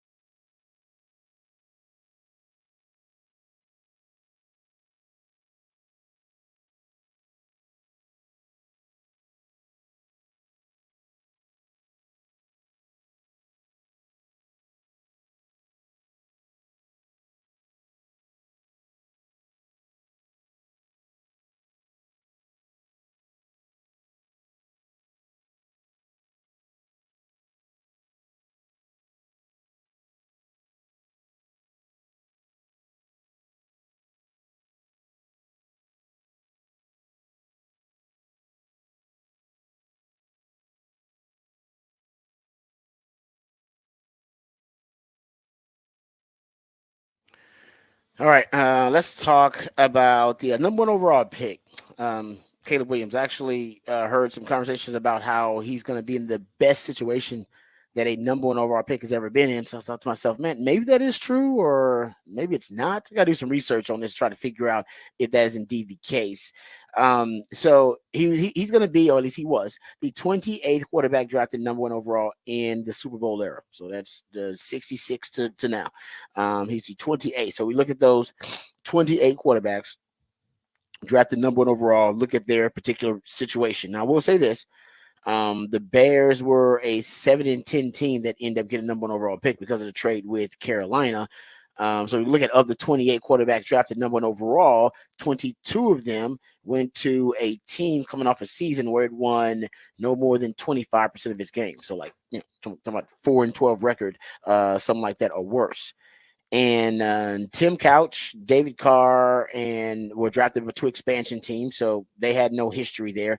The Browns, remember, they returned to the league in 1999. The Texans became the 32nd pick in 2002. So that leaves just three quarterbacks, other than Caleb Williams, of course, that joined a team that actually won at least 40% of its games the prior year. Jeff George, number one overall quarterback. He joined a 500 team in 1990 when the Colts traded up after their 8-8 season to land Jeff George. But he never lived up to expectations and ended up trading him. Yeah. And to Atlanta in 1994, where he played better. Also, 79 Rams, remember, this was recently, aggressively traded up to the number one pick in 2016 to draft Jared Goff.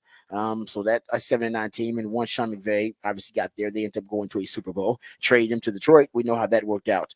And then you have the examples in the last 2 years with Bryce Young and Caleb Williams, and they're coming off 7-10 teams, and they're having the number one overall pick. Remember, the Panthers just really wanted Bryce Young, so they made that trade with the Bears, and then the Bears ended up getting the number one overall pick this past season, even though they were a 7-10 team, but because of that trade with Carolina.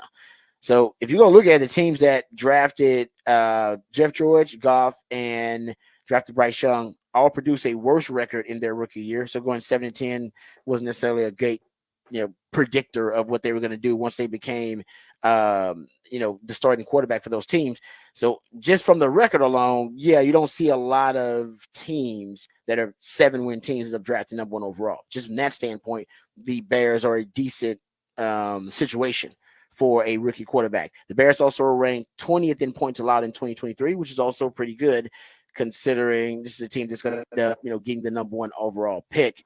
If you go look at it, there are a few teams that had basically defenses ranked in the top 15 or top 20 that also win draft number one overall quarterbacks. Jeff George is in that conversation. His defense was 11th. Jared Goff's Rams defense, that was also a defense that I think was 13th. And Bryce Young, the Panthers were 20. They're 19th. So those were top 20 defenses too. But most of the quarterbacks went to defenses that were at the bottom, right? They were just bad defenses in probably the lower half, if not a little quarter of defensive ranks in the season. We're talking about points allowed here. We're talking about scoring defense.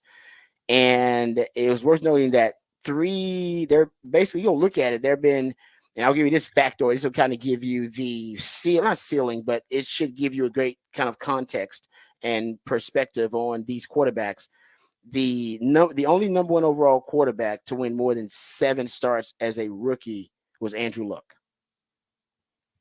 So that's kind of a bar right there. Talking about the number one overall pick, right? Yeah. So the only number one overall pick to win more than 7 starts as a rookie was Andrew Luck. So that's, if you're looking at where Caleb Williams, if he's going to be considered a elite rookie quarterback in terms of the number one overall draft pick, that is kind of the barometer. And if you go also look at teams that, and I'll say, sorry, John Elway had a top 10 scoring defense with a number 9 ranking in Denver. Drew Bledsoe also, he had a really good defense, drafted number 1 overall. I think they were 11th. Sam Bradford, when he was drafted, they had a really good defense. The Rams did. Terry Bradshaw in Pittsburgh, Eli Manning are the only ones that they finished higher than a 20th ranking. So those are so in terms of the defense, I don't know if he's coming into a situation where his defense is considered that great. There have been number one overall picks who have been in much better situations defensively, but I will say his defense is better than 70% of the quarterbacks who were drafted number one overall. The assumption is the Bears defense will get better because they did make some investments on the defensive side of the ball. So that is the belief, is that Jalen Johnson, they re-signed the corner. They extended Montez Sweat. So the belief is the defense will be better, but they're still not necessarily one of the elite defenses in the NFL. And there have been number one overall quarterbacks who went to elite defenses. Yeah. Coaching, also, I don't think he's got a great coaching staff around him necessarily, or at least they haven't proven to be the case. Those 28 quarterbacks I talk about that were drafted number one overall, I mean, you're talking about coaches like Chuck Noll and Bill Parcells and Jimmy Johnson, Tom Coughlin's in that group of coaches drafted a quarterback number one overall. Those are Hall of Fame coaches. So Matt Eberflus doesn't necessarily measure up. So I think that's the biggest detriment to Caleb Williams' development, is that I'm not a huge Matt Eberflus fan, and I'm not really sure if Matt Eberflus is going to be the guy going forward that's going to help Caleb Williams reach his ceiling as a player. Yeah, and Shane Waldron is your OC, who comes from Seattle, which is fine. He made Geno Smith a good quarterback, but it's not like he made Geno Smith a great quarterback. He's not like he's made great players. So, and how much of that is Pete Carroll? How much of it was Shane Waldron? There's that. How much that was Dave Canales? Remember, Dave Canales was there 2 seasons ago. That's true. And then went to Tampa, and now he's head coach. And resurrected. Yeah. So I wonder how much of that was him. He resurrected Baker's career as well as Geno Smith's career. So I don't know if Caleb Williams is in a great situation for the coaching staff around him. And I'm not really sure about the O-line either. That's the offensive line. I don't necessarily, he doesn't have there's no Pro Bowlers on that O-line or all pros on the Bears O-line. And there have been number one overall draft picks that have gone to teams with Pro Bowlers on their O-line and with all pro players on their O-line. Now these are career metrics, so then you got to go into, well, did they have the Pro Bowls and all pros before or after the number one overall pick got there? Not going that deep into it. I'm just talking about guys who have that kind of ceiling that were on that O-line they end up playing with. And right now he doesn't have anybody, but like I said, that could all change. Once he gets there, he could be really the catalyst for everybody getting better. Matt Eberflus might become an elite coach. The O-line might be getting better. That's what great players do. They uplift the talent of everybody around them. Remember, until Andy Reid gets Patrick Mahomes, he's considered a guy that can't win the big game. Yep. That was literally like 5-6 years ago. We were like, Andy Reid can't win the big game. Yeah. That's why he left. That's why he fired him in Philadelphia. Yeah, he was winning a lot because he won a lot of games there in Philly. Went to a lot of NFC title games, Super Bowl, but he couldn't win the big game. And Howie Roseman was like, God, I got to get somebody who can win the big game. And he did. He went and got Doug Peterson, who is not as good of a coach as Andy Reid. Hell no. But he won the big game. Yep. So I think that's kind of what you get into. So if Caleb Williams is indeed that good, he'll make Matt Eberflus better. But we're talking about it right now in terms of the situation that he's in. I will say this, though. I do believe skill talent-wise, this is what people are probably looking at. The weapons. Yes, the weapons. If you look at just weapons around him right now, around Caleb Williams, that's what everybody's saying. They're not talking about the coaching staff, which is really important. They're not talking about the O-line, which is really important. They're not really talking about the defense, which is really important. They're talking about the skill position guys, the weapons around him, as Patrick talked about. So in that, if you're looking at it from that perspective, basically from a fantasy perspective, that's what the world's like. From a fantasy perspective, you may have a point. There may be a case to be made that he has the best fantasy core skill positions around him than any other number one overall pick in the Super Bowl era, because he'll have DJ Moore, Keenan Allen. Those are both 1,000-yard receivers in their careers at one point. Romeo Dunze drafted really, really high. All right. So it's drafted in the top 10 as a wide receiver. Cole Kmet, so maybe your tight end is not necessarily an elite prospect. And you got DeAndre Swift at running back. Now, this is interesting when you start breaking out down. If you start basically looking at all of the number one overall picks and the weapons they had around him. Now, there have been some number one overall picks with some really good weapons around him, but only 3 quarterbacks have basically had, and you go look at, had basically 4 players who are either 1,000-yard receivers, 1,000-yard rushers, or made a Pro Bowl before or after the number 1 overall pick for that team, right? So we're talking about Pro Bowls before and after, so they got a really high ceiling, and or they rushed for 1,000 yards or received 1,000 yards. Yeah. All right. So that's the criteria. If you're just looking at that as the criteria for the 28 number 1 overall picks at quarterback in NFL history, it's our Super Bowl era, I should say. Only 3 quarterbacks have had, like I said, 4 players who met that criteria that they were drafted on the team with in terms of the skill positions around him.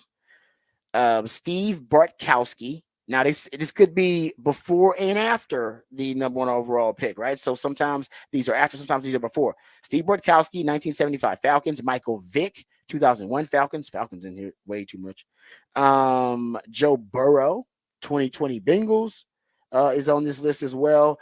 And those are the 3 that's on that. Those are the 3 quarterbacks that have at least 4 players that met that criteria. Pro Bowls before or after the number 1 overall pick, and 1,000 yards receiving or rushing before or after.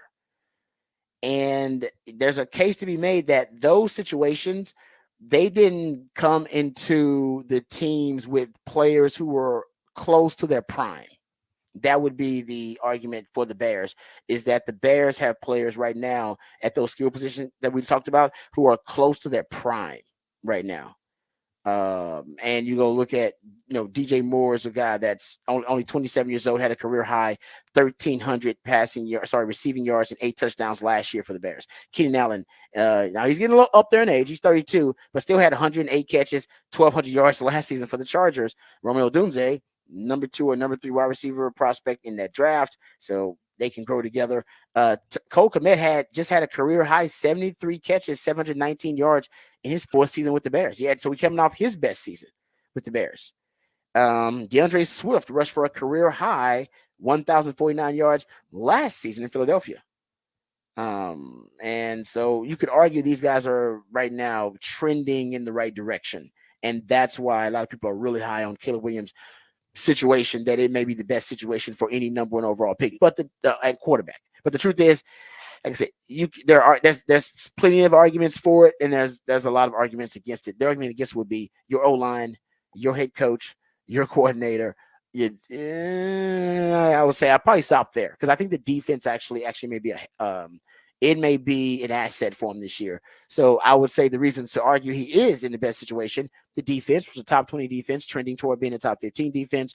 Skill positions, you could make the argument their skill positions are as good, if not better, than the guys who were number 1 overall picks at quarterback before them. Like some people argue Peyton Manning in 1998. They had Marvin Harrison and Marshall Faulk, who are Hall of Famers. But remember, Marvin Harrison got better. He's basically like Romeo Dunze. He grew with Peyton. Yeah. So at the time he got Peyton, he wasn't the Marvin Harrison that we all know now. And then Marshall Faulk, remember, Marshall Faulk ended up getting traded to the Rams. That's where he blows up with the Great Show on Turf. It wasn't necessarily with the Colts. He was a good player there, but he's ended up in the perfect system with St. Louis. So some of these, you look at some of these situations and you go, oh, but they had Hall of Fame players. But some of those Hall of Fame players either kind of played for other teams, or they didn't start to reach their Hall of Fame worthy numbers until the number 1 pick got there. So some people believe that DJ Moore, and then having DeAndre Swift already there, and then obviously having Keenan Allen, that they have already established proven commodities. But like I said, it depends on how much you like Caleb Williams in the Bears situation. But like I said, I don't think it's the best situation ever for a number 1 overall pick. It is one of the best, though. It's one of the best. There's no doubt. Team won 7 games last year, got a decent defense, got weapons all around you for a number 1 overall pick, proven commodities on offense. But still, I worry about the O-line. I worry about the coaching period, because I don't trust Matt Eberflus. And those are the offensive system, getting back to what Patrick brought up about Shane Waldron. So yeah, you can make that argument, but I think it's a flawed one. It's a flawed argument to make. Okay, getting back to, I guess we'll skip the argument or the discussion about NFL players and NBA players transitioning to the other sport? Do their skills translate? I'll save that for, we'll get to that later on the show. I promise we'll get it to you. Because I did some interesting deep dive, some rabbit holing about that particular topic. Just the measurements of the players. Hard to say who would translate to what sport, but numbers don't lie. Well, usually they don't lie. We'll come back. We'll get into that and more right here on the Rodcast, featuring Patrick Davis on Lifetime Long and Rod Davis coming back on the horn.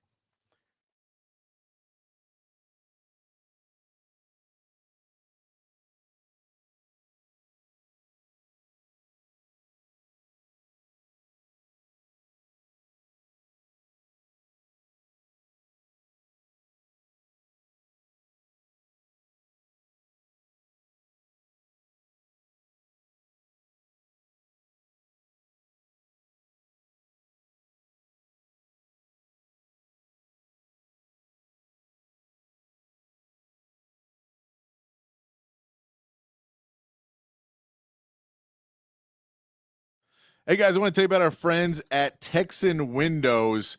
It's getting to be summertime. It's starting to get a little bit hotter. And if you're noticing at your home that maybe you're getting a little too much heat, maybe the AC is cranking too much, and you may need an upgrade in your windows, check out our friend at Texas Windows. They can help you upgrade the energy efficiency of your house.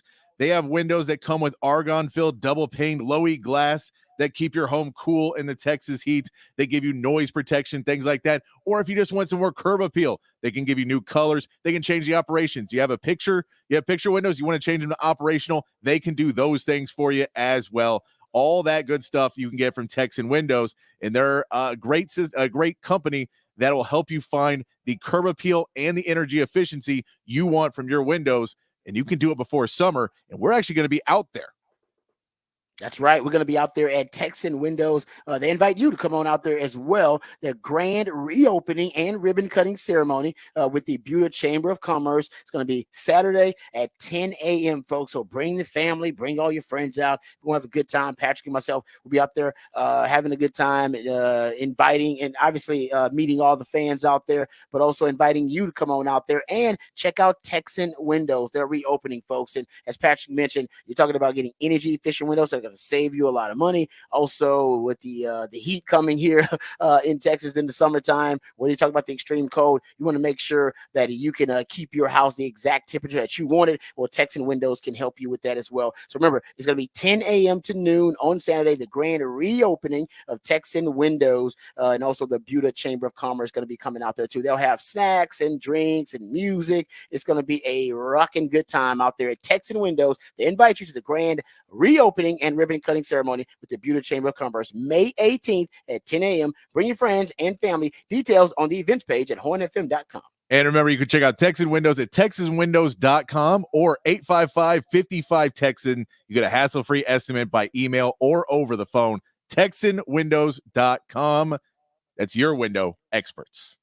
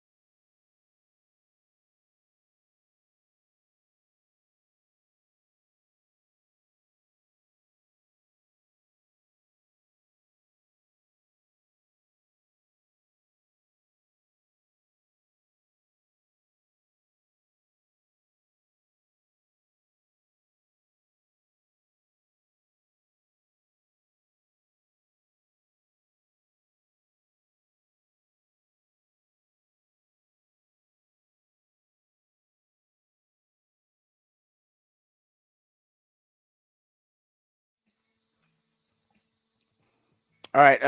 Welcome back to the Rodcast. Time for What the Facts, What the Stats. Got a couple of random factoids here to share with you guys.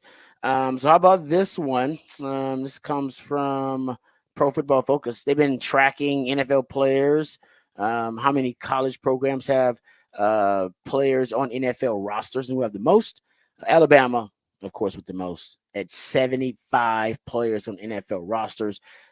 Georgia is next, tied, by the way, tied in second place with LSU for 62 players currently on NFL rosters. By the way, this won't be the case in 2-3 months when they start trimming down the rosters.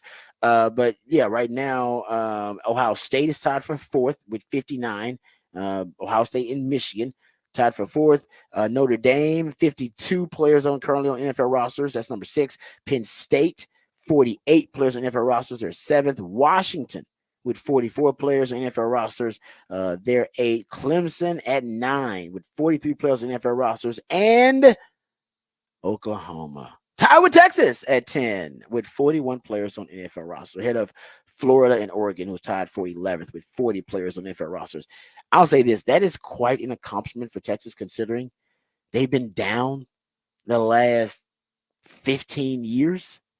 That is amazing, because Oklahoma's dominated the Big 12 conference in football for basically for the last 15 years since Texas has been down.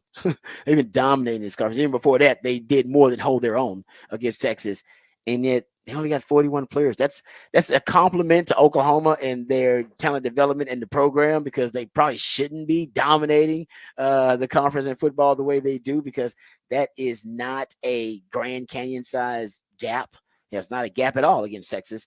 And Texas has been down, and Texas' biggest issue has been what? Lack of development. Yes. They haven't been developing an NFL talent. The guys have been going as undrafted free agents to the league, and yet they're tied with Oklahoma with NFL players. And I don't know where the Aggies are. They should be higher on the list with all the talent in the state of Texas. That is, like I said, it's impressive on Oklahoma's part, but it's got to be depressing if you're an Oklahoma fan going, are we really tied with Texas? The amount of players on NFL rosters? We've been dominating these dudes. Well, I mean, we got triple the amount of Big 12 titles that they have in football, and yet we have the same amount of NFL players. How is that possible? So, but it also is kind of a slap in the face to Longhorn fans. It's like, hey, you have had as much talent as anybody in the conference, and yet you've underachieved with that talent. And where would Texas be if they had actually been developing talent at a high level like they are now with Steve Sarkisian? They'd probably be toward the top 5 of this list. They'd be toward the Michigans and Ohio States and the LSUs and the Georgias and the Bamas. And that's exactly where Texas needs to be if they want to get back to championship contention consistently. All right, another random factoid here. This is a crazy factoid. There are 3 quarterbacks in the NFL in the 2023 season that had over 400 dropbacks without motion. I repeat, there are 3 quarterbacks in 2023 that had over 400 dropbacks. They had over 400 dropbacks without motion of any kind in those dropbacks. Think you can name the 3 quarterbacks, Patrick? Think you can name them? 3 quarterbacks in 2023, over 400 dropbacks without motion at all, without any motion. Just straight up drop back, old school, like it's 1993. Dak Prescott? No, the Cowboys love motion. They use it. They use it a lot. They should. I'm trying to think of who's going to. There's a quarterback in the NFC East, though. There's an NFC East quarterback here. Okay. Among that group. Really? Yeah. Mm-hmm. I don't know. I'm coming up blank on them. It'd be shocking. Jalen Hurts is on the list. Jalen Hurts. I would not have expected that. Well, that's why they fired. That's why they got a new OC coming in. Yeah, too. it's true. Bryce Young is on his list. Okay. That's expected. And Derek Carr makes the list. All 3 of these quarterbacks also have new offensive coordinators this season. That is not a coincidence. Not a coincidence. Yeah, it's like, guys, you need to modernize your concepts a little bit. Come on now.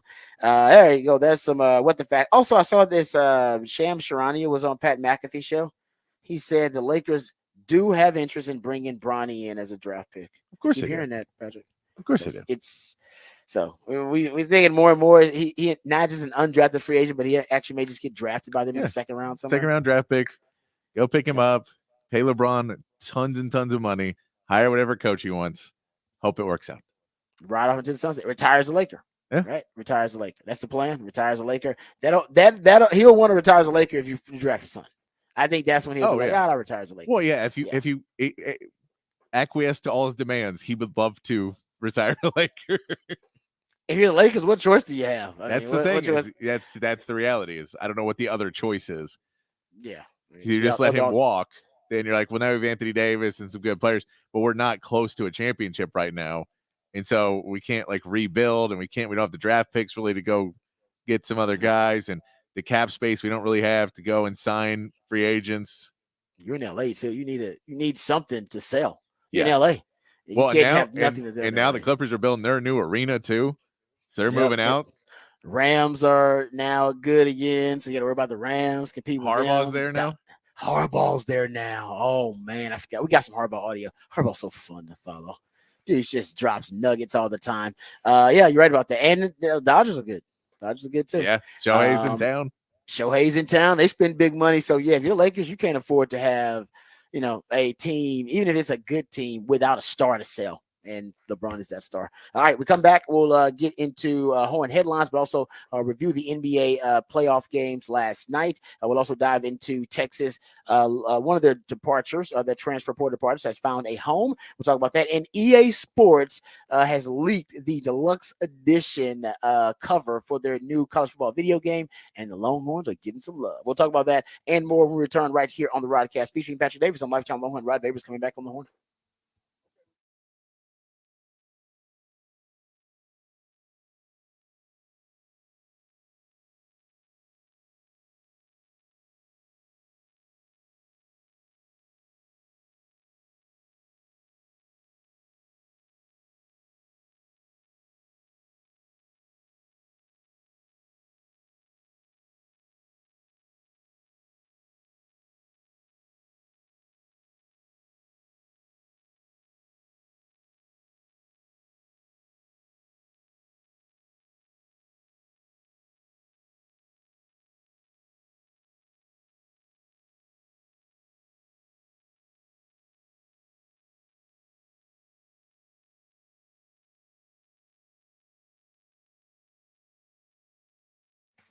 Hey, what's up, folks? Lifetime Longhorn Rod Babers here. If time is money, my friends over at Apple Leasing are in the business of saving you both. They're going to save you time, save you money, and find you tremendous value. They have the ability to put you in any make or model vehicle that you want. The professionals over at Apple Leasing can help you get the price you want, the payment you want on the car that you want. I know it sounds simple, but that's what they like. They want to keep it simple for you. As a matter of fact, Apple Leasing has what they call a simple interest easy lease to keep it simple.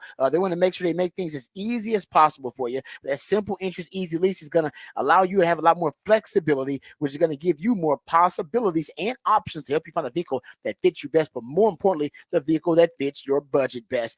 We all know that inflation has affected everything, and that's why leasing actually makes more sense than ever. Everything's overpriced. You're only paying for the part of the car you're actually using, and that's the value, my friends, that Apple Leasing can find for you. So give them a call today at 512-346-9977. That's 512-346-9977, or visit appleleasing.com. That's appleleasing.com.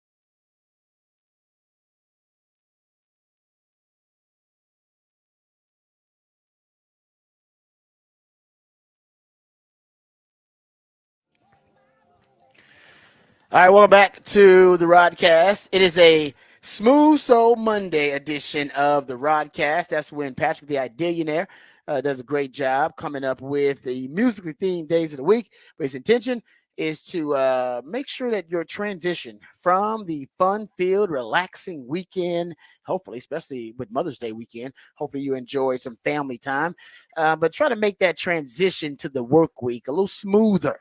You don't want to be one of those rocky transitions where it starts off where you wake up abruptly, probably right before the alarm goes off, or you miss a few minutes of sleep, or the alarm goes off, the fire alarm goes off at work right before you're about to start the show, which happened to Patrick earlier today. Whatever reason, it's your Monday's gonna start off like a hellscape, which can happen to a lot of folks out there. My man Patrick wants to make that transition as smooth as possible. That's the whole purpose of a Smooth Soul Monday. So we appreciate him. Also, he comes up with the topic for the big fat poll of the day. Always a great conversation starter, and this one is no different. Patrick, let people know what the topic is for the big fat poll of the day. Big fat poll of the day. The cover of the College Football 25, at least the deluxe edition, was leaked on Friday. So we were asking you, who is the biggest snub from the cover? We know there's Quinn Ewers made it, Donovan Edwards, Travis Hunter, Judkins from Ohio State, Jalen Milroe, Carson Beck, all on the cover with their names. A lot of other schools represented, but but certain players were not listed. Who do you think was the biggest snub from the cover that was released so far for College Football 25?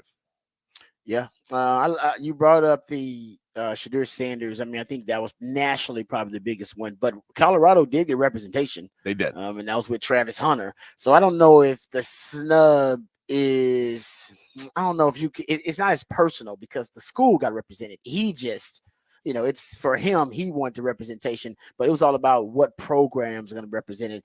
But for the players, for Quinn Ewers to get that kind of love in the deluxe edition, it says a lot about him. And I think Texas ultimately, talked about this earlier, I think Texas will have 2 players on the cover in the next 3 or 4 years, depending on how quickly it takes Arch Manning to assume control of the offense when Quinn Ewers leaves. I think Arch Manning at one point is going to be on that cover too. I think EA Sports wants that. I think college football fans want that, especially after watching him in the spring game. So the Longhorns getting some love there. All right, we'll talk about that a little bit later on. We go behind the burn orange curtain, but that is the big fat poll of the day. Who got the snub? I'm going to say the group of 6 got the snub mostly. Because I saw just one group of 6 team or program that was represented, and it looks like that's. And honestly, I take that back because I'm looking at, like I said, I looked at a expansive photo. They released 2. They released an expanded photo, and not just the cover edition of the video game. So the cover edition is a little bit, it's cut off, it's cropped. But the photo, it has the edges, and on the edges, you can see the Aggies are on the edge, and you can even see Boise State on the edge of this college football deluxe edition photo. But on the actual video game cover, which is, I think, is not the actual expanded photo, that's probably either wrapped around the cover of the video game. So maybe you get that on the back when it's wrapped around it, or it's a photo that's going to be in the game itself. But on the actual cover, no, you can't see Boise State. So there's no group of 6 representation on that actual cover. It is on the photo, but not on the cover. So I'm gonna say group of 6, man.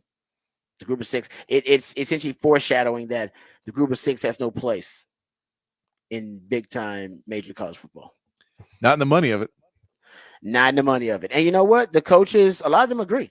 I was reading an article by Mike Craven. Actually, we may get into that later on the show. Mike Craven over at Dave Campbell Texas High School Football. He wrote an article quoting a lot of the coaches about the changing landscape of college sports and them saying, yeah, we know it's coming. Like, we're not idiots. We know what's happening. Yeah. The Big Ten, the SEC control this thing, and we'll basically end up being, collateral damage for whatever they decide to do.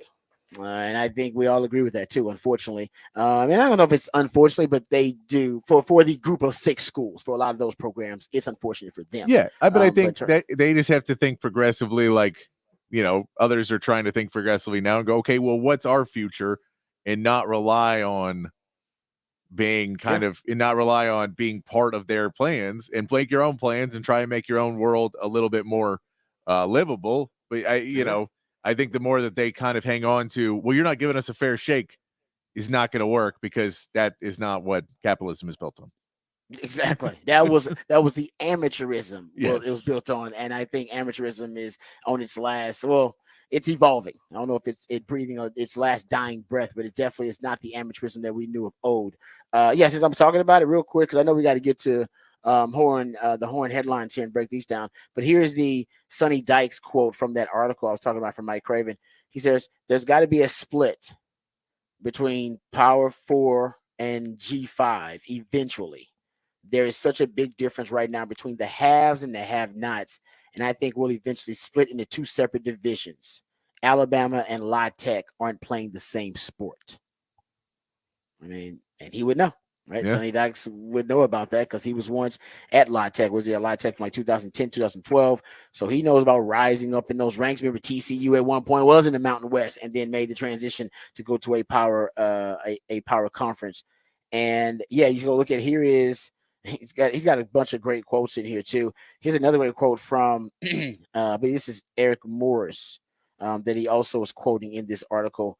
Who's a group of 5 coach. He said at some point, G5 has to step back and let the powers at B with money, Power 4, do their own thing.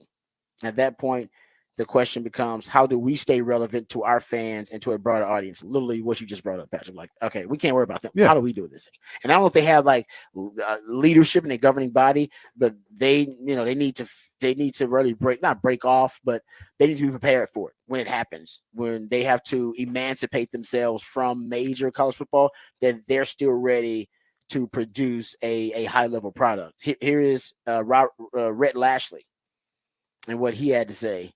A SMU coach. He said, "Would you rather get beat 48-7 to Georgia in the first round or play for a championship in first round or play for a championship?" Some say that makes it FCS football, but FCS football thrives for what it is. What's going to save G5 football is competition. So he is one of the coaches, and I don't think he's the only one that's actually calling for a group of 5 or group of 6 playoff. Yeah. They said they should have their own playoff. Like, because what they're saying is that the new college football playoff is not going to have group of 5, group of 6 representation. And we can't count it. You may get one team that's a group of 6 team in there a year, maybe. But that could be few and far between. So, hey, why don't we just have our own group of 6 playoff? And I think it's actually a good idea. He says, here, Eric Morris says, "I know people at North Texas will be more juiced if we're playing Rice, UTSA, Texas State, UTEP, and Sam, opposed to flying to Charlotte or East Carolina." He said, "Why are we flying to Charlotte this year but not playing Rice? We could be in a conference with Texas State and UTEP and the rest of the regional schools to get back to what college football is all about." So there's talk of them having their own playoff. There's talk of them saying, you know what, why don't we just separate and then build our own conferences based on regions, because regionality is going to be more important to us than the Big Ten and the SEC. They're trying to grow nationally. We might need to shrink so we can be as regional as possible, so that we can almost like the old school wrestling, the territories used to be. Yeah, the territories. Why don't we just become our own little territory, and then we can create and we can generate revenue that way, because we won't be trying to serve such a large base. I mean, and they can really kind of consolidate things. And I think that's kind of what is being hinted at in this article too. Mike Bloomgren, the Rice head coach, said, "I'm not sure the G5 has much control over us being saved." He said, "I think that's about the Big Ten and the SEC deciding to do what is right for football." I think that's the wrong approach. Don't wait on the Big Ten SEC to try to do what's right for football, because they're going to do what's right for them. For Big Ten and SEC football. Yeah. I don't know if, and right now I don't know if any of these conference commissioners or any of the decision makers, administrators right now can afford to look at what's best for college sports and college football overall for the masses. I think now you're going to get back to a unfortunately more selfish and I think just from the perspective of the Big Ten SEC, more self-interested agenda than they have been in the past. Like, hey, how can we help us? We can't be worried about making it fair for everybody else. And I think you've seen that with the the revenue split in the college football playoff, new revenue sharing model, and then you're going to see that going forward with the decisions that are made, and they know that.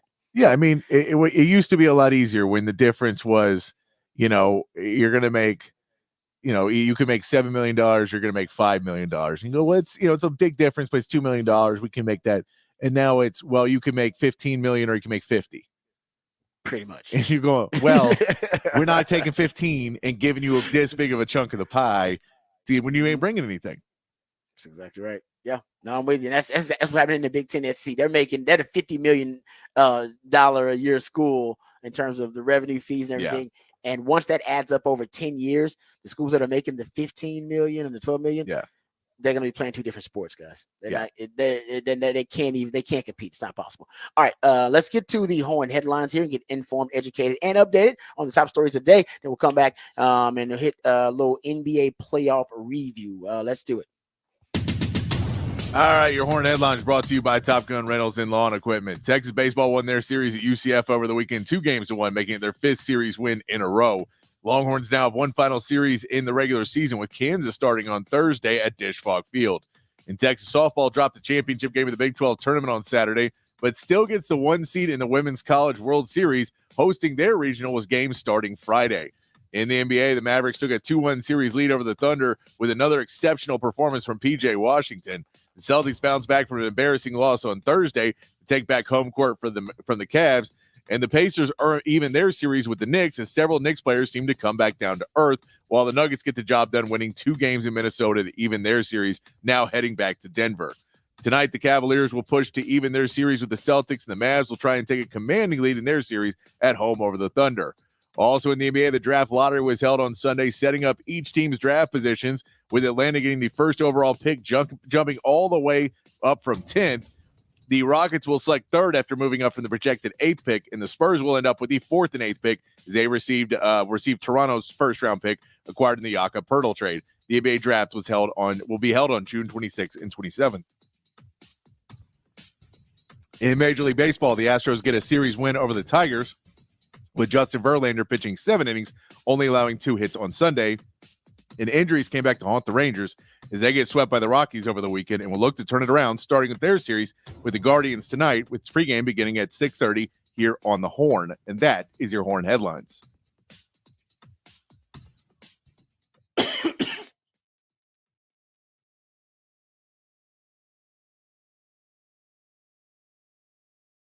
All right, thank you, Patrick, for the Horn headlines. Really quickly, we'll get to the behind the Burns curtain here next segment. Got a couple of things I want to discuss. A.D. Mitchell has his number in the NFL, but there's a reason behind it, and I love the reason, so we'll talk about that a little bit. Also, the Texas offensive line getting some love in terms of the position rankings over at On3.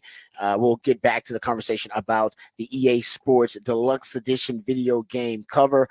There's also a discussion I want to have about history being made on the 40 acres in regards to the athletic department. So we'll talk about that when we go behind the Burns curtain next segment. Real quick, let's get to review the NBA action from last night. You did see the Minnesota Timberwolves lose 2 games in a row now at home. They weren't able to take one of those games, so Denver now has tied that series 2-2. Anthony Edwards continues to show that he is a man amongst boys out there. He had 44 points, set a franchise postseason record, shooting 16 of 25. He was legit, and he was, like I said, it wasn't his fault. He called his shot too after game 3, thought he played so poorly. He said, I will bounce back and respond in game 4. He did. Not enough, though, for Minnesota. They fall 115-107 to Denver, and the Nuggets, once again, now proving their championship pedigree. Jokic had 35 points. 16 of those came in the fourth quarter.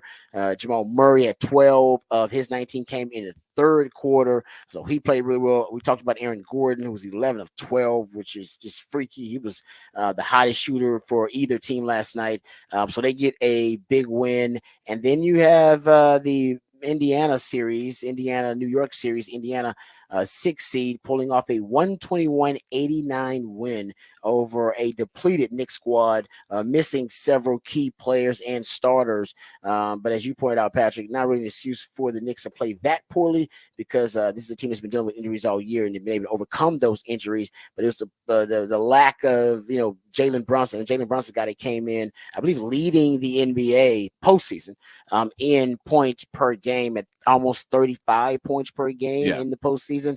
He only had 18. So if Jalen Brunson is not going to have a superstar performance, I don't know if the Knicks are ever going to be a team that can reach their full potential, because he is the catalyst, man. He's the straw that stirs the drink. Oh, yeah, 100%. And, I mean, when he wasn't playing at the high level, and I think finally, kind of his foot injury and other things were catching up with him a little bit.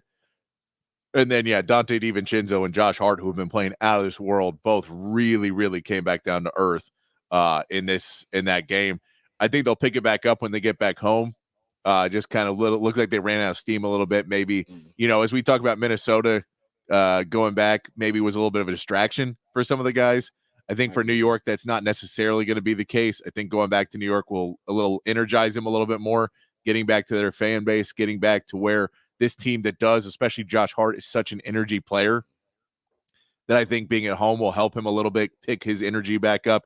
If he picks that back up, it opens up a lot more things for guys like Dante DiVincenzo out on the perimeter. He gets a little bit more open. Maybe he hits a few more of those shots, and then that opens up more for Jalen Brunson, because if you have to focus on those guys, you can't focus on him. Yeah, you're right. DiVincenzo, what do you have? 35 in that game 3, something like that, some ridiculous number. And then scored just 7 points on Sunday. So you're right about that. And between he and Jalen Brunson, I want to say they were 9 of 30 from the field. Yeah, not very good. Yeah, not very good at all. So I expect the Knicks to bounce back. Like you said, they get home, they'll play like a different team altogether. But there you go. Little review of the games last night. Give me your thoughts quickly on the games tonight. First, I start with OKC and the Mavs. The Mavs are up 2-1 in this series. It's a big game 4. I mean, it's to end up being tied up. If you get a 3-1 advantage in this series for the Mavs, I think psychologically that could end up where they are going up and say young team like OKC. Psychologically, that could be a huge momentum boost for the Mavs.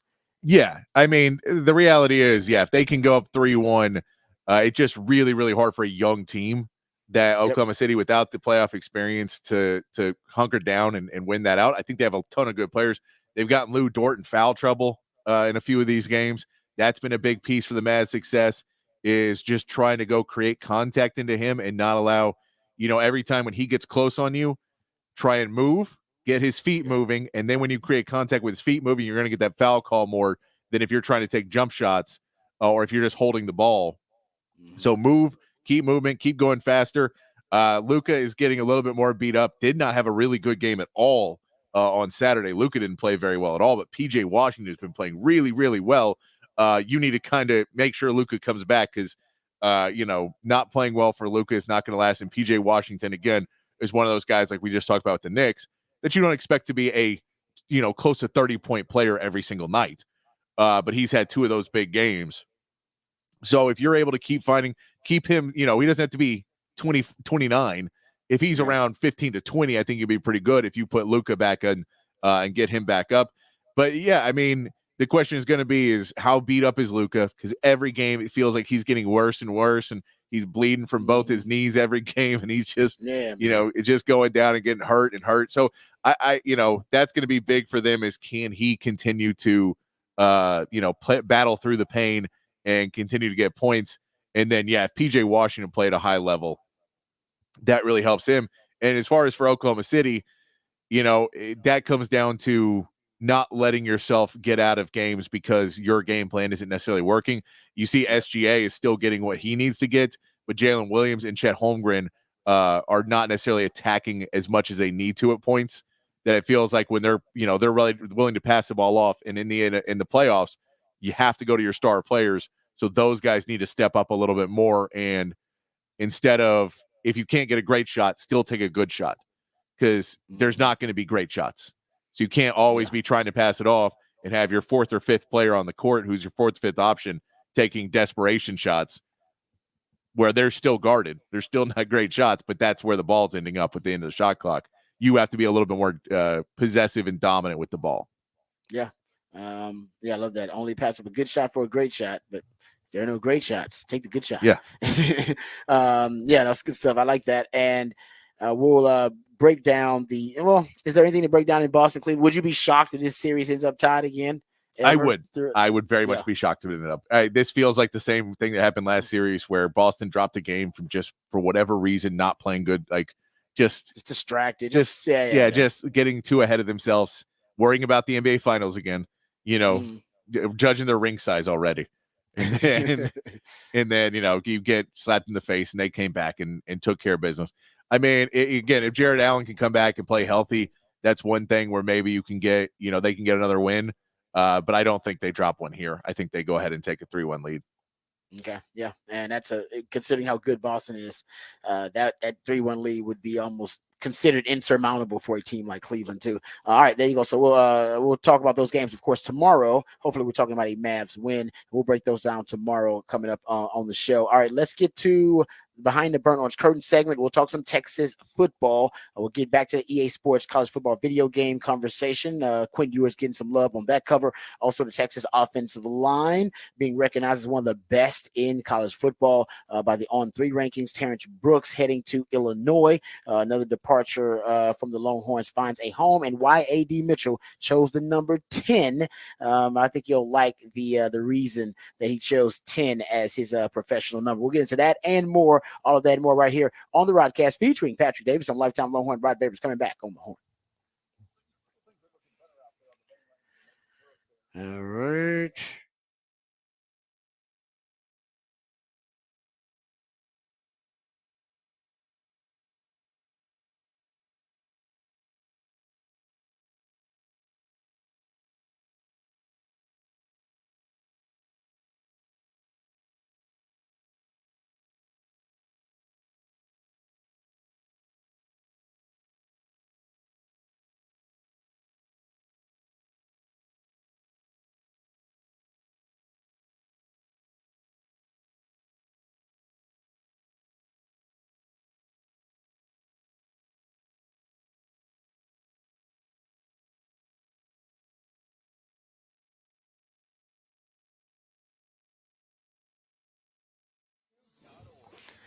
Hey, what's up, folks? Lifetime Longhorn Rod Babers here. Let me tell you about our friends over at Ironworkers 482 because they do a great job. We know Austin is a great city, but it's great for a lot of reasons, right? The food's really good. The people are fantastic. The music's awesome. But also the iconic landmarks around the city that make it so unique are part of the appeal. And what you may not know is that many of the iconic landmarks that we love in this city were actually created and built by the skilled craftsmanship of Ironworkers Local Union 482, like the Pennybacker Bridge and DKR Stadium.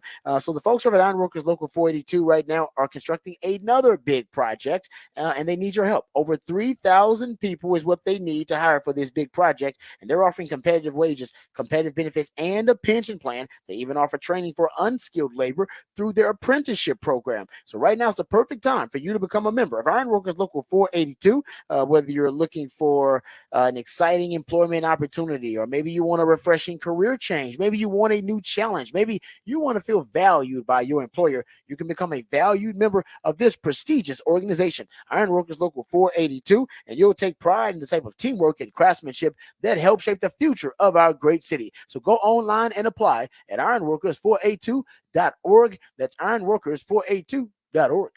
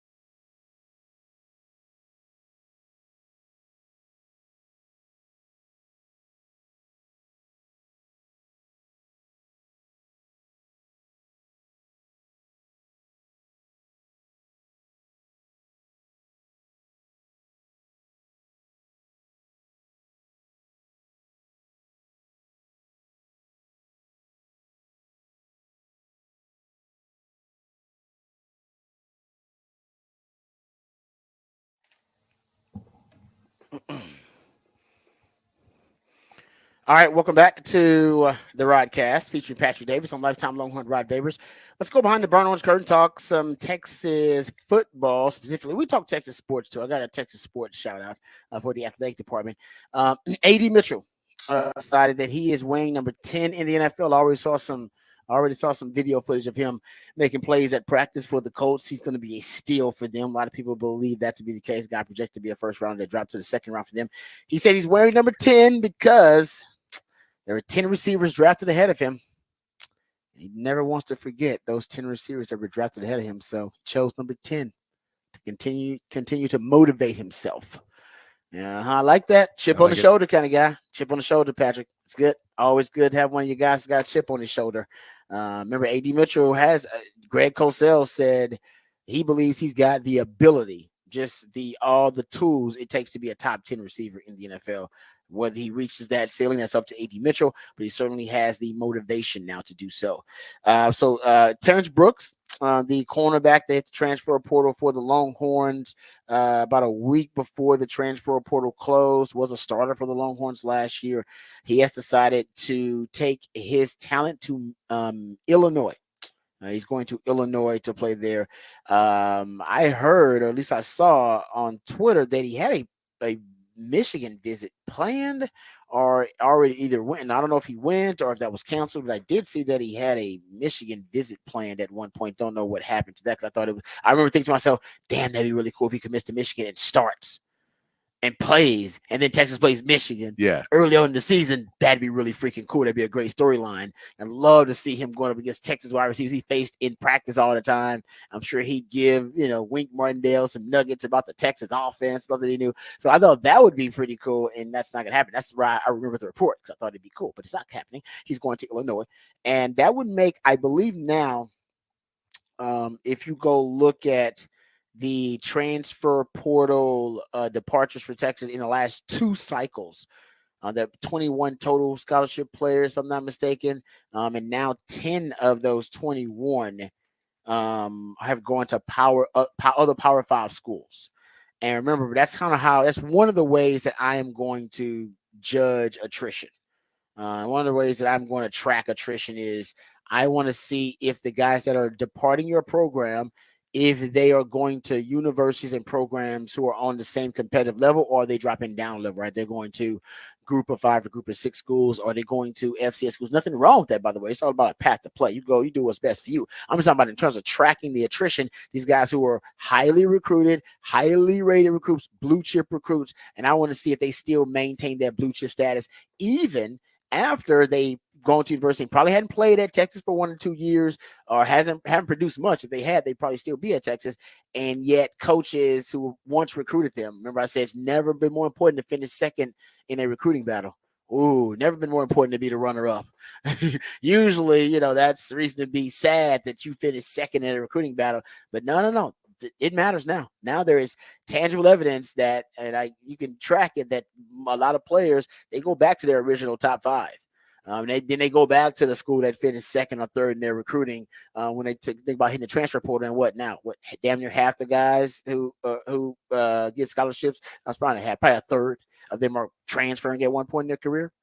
It's just the reality of it. So I think I gotta go. I don't think Illinois was that high in Terrence Brooks's recruiting rankings. I've not checked that out, but I'm just saying in a lot of other cases that is the case. But I've been tracking it, where these players transfer to, and I'm starting to try to track exactly how much they contribute to other places when they get there. And to me, that is ultimately how you determine whether you have positive attrition or not. And positive attrition, I think, relates to healthy roster construction. If you're building your roster in a healthy way, and you have upgraded the talent at every position, you've churned out the bottom of the roster like Sarkaz, a lot of these guys just don't see a path to play. And that's why they're going elsewhere. Terrence Brooks, a little different, but most of these guys, they just didn't see a path to play. But that's good when those guys don't see a path to play, but still are able to go to other Power 5 universities and even play, start, and contribute at Power 5 universities. That is the ultimate sign of a healthy roster. Now, you have to be winning too. It's like what I always say about, people who stalk their exes. They will say that 88% of people on Facebook check up on their exes. It's okay to check up on your ex. Just don't cyber stalk your ex, but checking up on them is fine. And I always say, if you're checking up on your ex and your exes are doing well, that reflects highly on you. That means you got good taste. Your exes are doing well. They probably learned some things from you, and they are a better person for having been with you, and they are now thriving in their life, and you know how to pick them. You know what I mean? You got a great picker. You select great certain traits that you value, and you're great at selecting a partner. Right? They didn't work out with you, but it worked out for somebody else. What you don't want to hear is that an ex is out there stabbing other exes, and she went to jail. She was doing crack later. You're like, damn, man, I'm terrible at picking exes because terrible at picking significant others because, man, look how she deteriorated and spiraled after she left me. So I think ultimately, just like the players leaving your program, kind of how checking up on your exes, you want them to be doing well. I think that's a positive reflection on you and where you are. Now, you have to be doing well. If Texas was losing a lot of games and guys leaving the program and going to contribute to start other places, well, then Texas is, in a bad position, then ultimately Texas can't feel good about that. That's not positive roster attrition. But if Texas is still winning a lot of games, which they are right now, and Texas has a lot of talent and producing NFL talent like they are right now, and you have guys that are going elsewhere to play and contribute and potentially be drafted from other places, that is the ultimate sign of a healthy roster and healthy roster attrition. So Terrence Brooks going to Power 5 University, good thing. Congrats to that young man. I'll keep up with him and try to see how he does there. Hopefully he has, like I said, he started here at Texas. So hard to say that, hey, hopefully you go there and have a better career. But hopefully that is the case because he didn't have a bad career at Texas. I'm still not really sure exactly what went down there, but greener pastures for Terrence Brooks. All right, let's get to On3 has their rankings. They ranked every position group in college football for the upcoming 2024 season, and they had the latest rankings. It was the offensive line. They had the Longhorn offensive line as the second best offensive line in the country. Behind LSU. They got LSU number 1. That's the top rated O-line in the country. They got Texas number 2. They got Georgia number 3. Bama number 4. Notice a trend here. Got Bama number 4. Oklahoma State number 5. So shout out to Oklahoma State, by the way. That's tough to do because we know that, first of all, Mike Gundy's very anti NIL, anti-transfer portal. He's not very progressive. Him and Dabo Swinney have taken these hardline stances against very progressive policies in college sports right now. Things that are happening, whether they want them to or not. Yeah, but right, he's been, but it's weird. He's been anti that, but still had success. He's just a damn good coach. Mike Gundy is. But I'm surprised to see his O-line ranked 5th in the country. But I guess if you got the leading rusher and the best running back in the country, Ollie Gordon, they're connected. They got Oregon at 6. They got Missouri at 7. Missouri starting to become a player in the NIL space too, and Eli Drinkowitz is a damn good coach. Miami at 8, Tennessee at 9, and Ole Miss at 10. Ole Miss probably has the best transfer portal class in the country. They have definitely upped their NIL game. So my point being, the reason Oklahoma State is one that kind of stands out here is because they're not embracing NIL. They don't have a lot of sugar daddies. So T. Boone Pickens was their sugar daddy and is no longer with us. And they don't embrace NIL, and yet they're on this list. It says a lot about Mike Gundy, how he builds that program. But anyway, I digress. Texas number 2. So I went back and looked at the other position rankings for On3, and they have Texas quarterback room ranked number 1. They got Texas O-line ranked number 2. They got Texas wide receiver room ranked number 3. They got the running back room ranked 9th. So the running back room is a top 10 group, but they don't have it as elite like 1, 2, and 3 like they do with the quarterbacks, O-line, and wide receivers. And the tight ends they have as the best of the rest. I think the tight ends, they don't necessarily have a elite force multiplier there like they, even with JT Sam, not elite. It depends on your definition of it, but Kelvin Banks is elite. He's gonna be drafted in the top 10. The wide receivers, I don't know if you have an elite wide receiver, but you have a guy that's going to potentially drafted as a first round guy, and that's Isaiah Bond. Because he has an elite trait, at least, right? His elite trait is his speed. The running back room, Texas running back room has been really good for 3-4 years now, one of the best in the country. And I think you have several guys there who have elite traits. Jaden Blue might be the fastest running back in the country. Cedric Baxter's, his ability to run in between the tackles, the power he runs with. I mean, that was the top ranked running back in the country. So you're talking about elite prospects with or elite traits. I don't know if the tight end position really has that. I think Amari Black has the elite trait, which is his speed for tight end position. But I'm not sure either, in my opinion, is an elite prospect or has elite traits. But if Amari Black can keep his speed and gain like maybe 10 pounds, I think then maybe you're talking about a guy that could be a difference maker, game changing force multiplier at tight end for you. Right now, I don't necessarily see it, but I think they're good players. But I think you got elite first. Your quarterback room might have 2 first rounders in it right now. Your wide receiver room got potentially a first rounder in there, maybe 2 with Ryan Wingo if I didn't count him. O-line, Kelvin Banks is a first round pick. You see what I'm saying? Like, no running back will never have a first round pick. I don't think they had with Bijan, but that's rare. You guys know, even this year, you'd have a running back selected until the second round, the devaluation of the position overall, but you still have elite prospects there. Tight end doesn't really have that. It's probably the only position where you don't necessarily have an elite trait or an elite prospect. And like I said, the tight end speed of Marino Black, I like it, but he should be heavier at tight end with that kind of speed. And I don't know if that speed still makes him a force multiplying matchup nightmare. I don't know if it does. And even JT Sanders, listen, he didn't have elite traits. He tested, did not test well, but he was an elite prospect overall as a player. I don't know if the tight end position necessarily has that. So they're the best of the rest. The tight ends were ranked for Texas, but I think they're going to be, I don't know, it's not going to be a liability. My point being, you have no weakness really on the offense. Tight end's not a weakness. It may not be an elite room like the rest of them, but it's not a weakness. So I don't know if there is a weakness on the offense. The weakness may just be the chemistry between Quinn and the rest of that group. Can they have good chemistry and continuity early on? All right, so there you go. That's some discussion about the rankings from On 3. I also want to hit this this EA Sports video game cover. Quinn Ewers is getting some love as well. He should. I'm happy for Quinn. I think Texas will have 2 players on the EA Sports video game cover in the next 4 years. I'll say 4 because I'll give Arch Manning 1 year to get entrenched in the system, become a household name in college football. And I think he'll end up being on one of these covers too. But it's a deluxe edition, so you only have a few players whose names are prominently shown. The 3 most prominently shown that are right there.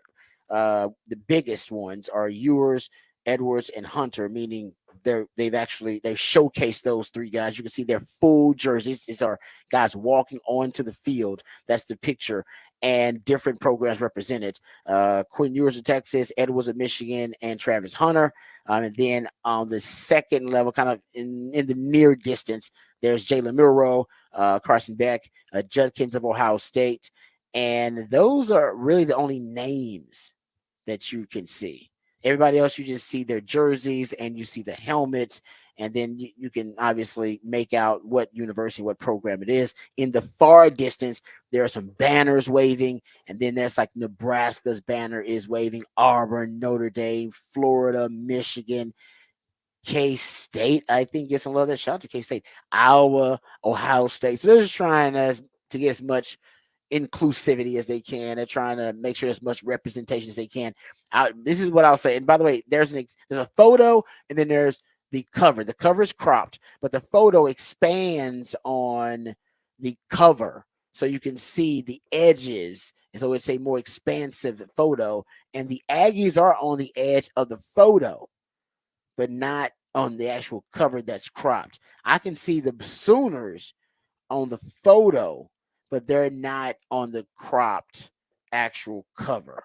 And they released the photo and they released like deluxe edition cover. So I'm not sure how far out the cover is going to expand. Maybe they'll show what's in the photo or not, or maybe they'll just kind of keep it. But if they keep the photo like it is on the deluxe edition, the cropped copy, then you won't be able to see the Aggies. I mean, and you won't see the Sooners either. And for people who play video games now, most stuff's downloaded. You don't, I mean, so you're not necessarily going to the store as much, so it's not like you just get there. So you'll see the picture will be on your console and everything else. Like you will get the expanded picture more places than you won't. I think you will too. But yeah, I get if you go straight to the store, I guess it would just be that, and who knows what the back will be if it wraps around or something like that. But yeah, it's like that's where they stuck Washington. Washington, great season last year, but they're like you're at the front, you're just over on the side. Exactly. They're like where the Sooners are, kind of like on the right side there. You can't see them on the crop photo. Yeah, I'm with you. And yeah, LSU is like right there. They're not. If you see the photo, LSU is like right there on the right side. Like that Yeah, helmet is but like they're in right in your the crop face. photo. They're not in it at all. They're not in it on the crowd photo. You can't see it at all. So I think they did that on purpose. So like, whoa, we represented y'all. Don't be mad at us, fan base. See that photo? See that photo? Y'all there. So I think they'll wrap that around the video game maybe, so you get that on the back of it. Yeah. So I don't know. Obviously, it's done like you said. Most I'm sure most of the gamers now, they just download the damn thing and they never even see the copy. I think for some guys, though, because I think all the players are sent a copy. I Now, can they imagine. I mean, may if now they there may be opted a in, down. It may be a down. Yeah, I think that's what it says. It could just be an old school guy like me who wrote the damn article that doesn't understand. No, they can download. They send them. they send them a download link. card, or They send them a link and then they download it. Yeah, that's them sending them a game. So almost like get a physical game or not. So maybe us talking about the cover as much doesn't even matter. But I think it's interesting. Like I said, you go look at the representation on the cover. Right, Texas played in their first college football playoff. So Texas is a very talked about brand. You look at what's trending and you go look at impressions on social media. Texas would have a lot of those last year because it was one of the final four teams, and the Texas brand is recognizable, horns down. You either love Texas or you love to hate Texas. It's one of them brands. Then there's Alabama, which makes the college football playoff. Jalen Murrow makes perfect sense. Starting quarterback, returning in both of those cases. And Alabama, Nick Saban just retired. So Alabama was one of the most talked about programs last year, just in terms of sports fans and discussions on social media, impressions. One of the most talked about programs last year. Michigan won the national title, but because of the cheating scandal, Jim Harbaugh, one of the most, probably the most talked about college football program last year across the country. And then you got Georgia up there with Carson Beck. People talked a lot about Georgia because talking about defending champions. So Georgia was talked about a lot too. And then you have Travis Hunter. One of these things is not like the other. Ohio State, by the way, of course, Judkins, but Ohio State, they were talked about, not as much as Michigan. I don't think not as much as Texas, maybe not as much as Bama either, but they were still one of the most talked about brands in the country. And then there's Travis Hunter representing Colorado. And I think that's just the pattern that I'm recognizing here is that Colorado was also one of the most talked about brands in the country last year. So this is necessarily, you would think it's all about winning. Well, it's not necessarily about winning because Florida State is like 4 rows up, and they had an undefeated regular season. So not necessarily about winning because Florida State would be more represented or heavier representation on the cover. I think it's about the programs that were talked about the most, or programs that were top of mind last season the most because of either controversy, because it was winning excellence, part of it too. But remember, Michigan was both. They were controversial and they were excellent. They were champions and they were controversial with the cheating scandal. So they're number one, and that's why I look at them. They're the most featured program on here. And I think Texas, and I say I don't think it's a coincidence that Travis Hunter in Colorado, one of these things is not like the other because they only won 4 games. But in terms of programs that made the most headlines last year, I think Michigan was number one. I'd say Colorado and Texas were around number 2. I would say Bama probably was number 2 or 3, right in the top 5 because of Nick Saban and then them going to the college football playoff and getting beat by Texas. But that's the pattern that I recognize. That's the trend. Yeah, makes sense. Headlines, baby, headlines. All right, we come back. We'll get into. We got a little off the record on the other side here, on the other side right here on the Rodcast featuring Patrick Davis. I'm Lifetime Longhorn. Rod Davis coming back on home.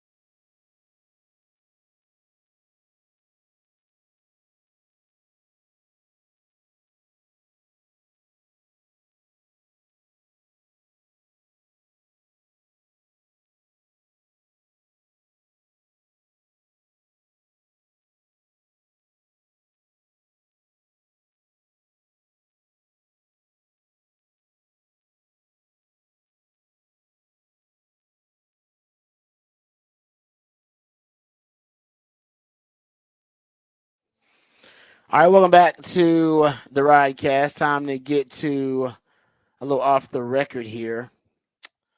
Okay, so I saw this. Mike Florio, who does a great job on Pro Football Talk, he was on with 670 The Score, and he brought up a little interesting tidbit. I think it's his theory, but he's very well connected. So his theory is usually, they got some truth in them, some morsels of truth in there. He might expand on it in terms of having creative liberty, but you can find a little nugget of insight into a lot of what Pro Football Talk is saying. Here's Mike Florio giving his theory about a race, an arms race happening between two all-time GOATs in the NFL. Here is Mike Florio. I got the impression when this was all originally announced that this is going to be the first of a series and Brady's involved. And we all know that the money is on the production side, not the talent side. So it wasn't just he showed up and consented to be roasted and they wrote him a check.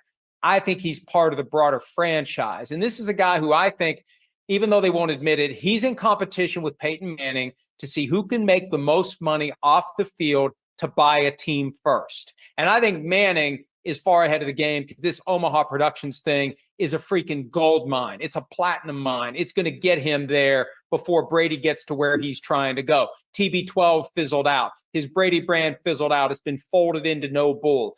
And whatever he's making for Fox, if he ultimately does show up and call games, it's not going to be the kind of cash he's going to need to buy a team someday. I think that's the unspoken competition between him and Peyton right now. Who can amass enough money to get a team? So I think this whole roast thing isn't part of humanizing Tom Brady. I think it's part of Tom Brady making as much money as he can.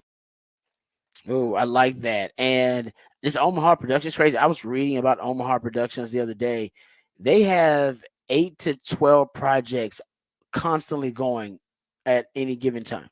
Like just 8 to 12 projects that are just going constantly obviously in production and that are on the way to being released. So he's right about Omaha Productions. Now, him and Tom Brady, we know Tom Brady wanted to be an owner because he tried to pull Jackie Moon thing with the Dolphins at that time. And now he's got ownership, minority ownership with the Raiders. And the NFL wants their players, former players, GOATs like Tom Brady and Peyton Manning, guys who can't even afford it, to be minority or hell, one day majority. I guess Michael Jordan is the example, right? Is Michael Jordan the only player that's turned into a majority owner? I mean, David Beckham, right? Yep, you're right. Beckham is in there too. With MLS? Yeah. Yep, he is. Yeah, you're right, because it was in his contract that he could buy an MLS franchise, and then his MLS franchise is about to increase in value about 200% or something like that. Yeah, because of the Messi stuff. Yeah. That was interesting. You're right. I think those are only two, right? That would be the only two I can think of. And Jordan's did not go well, but because he's already sold now, he's out.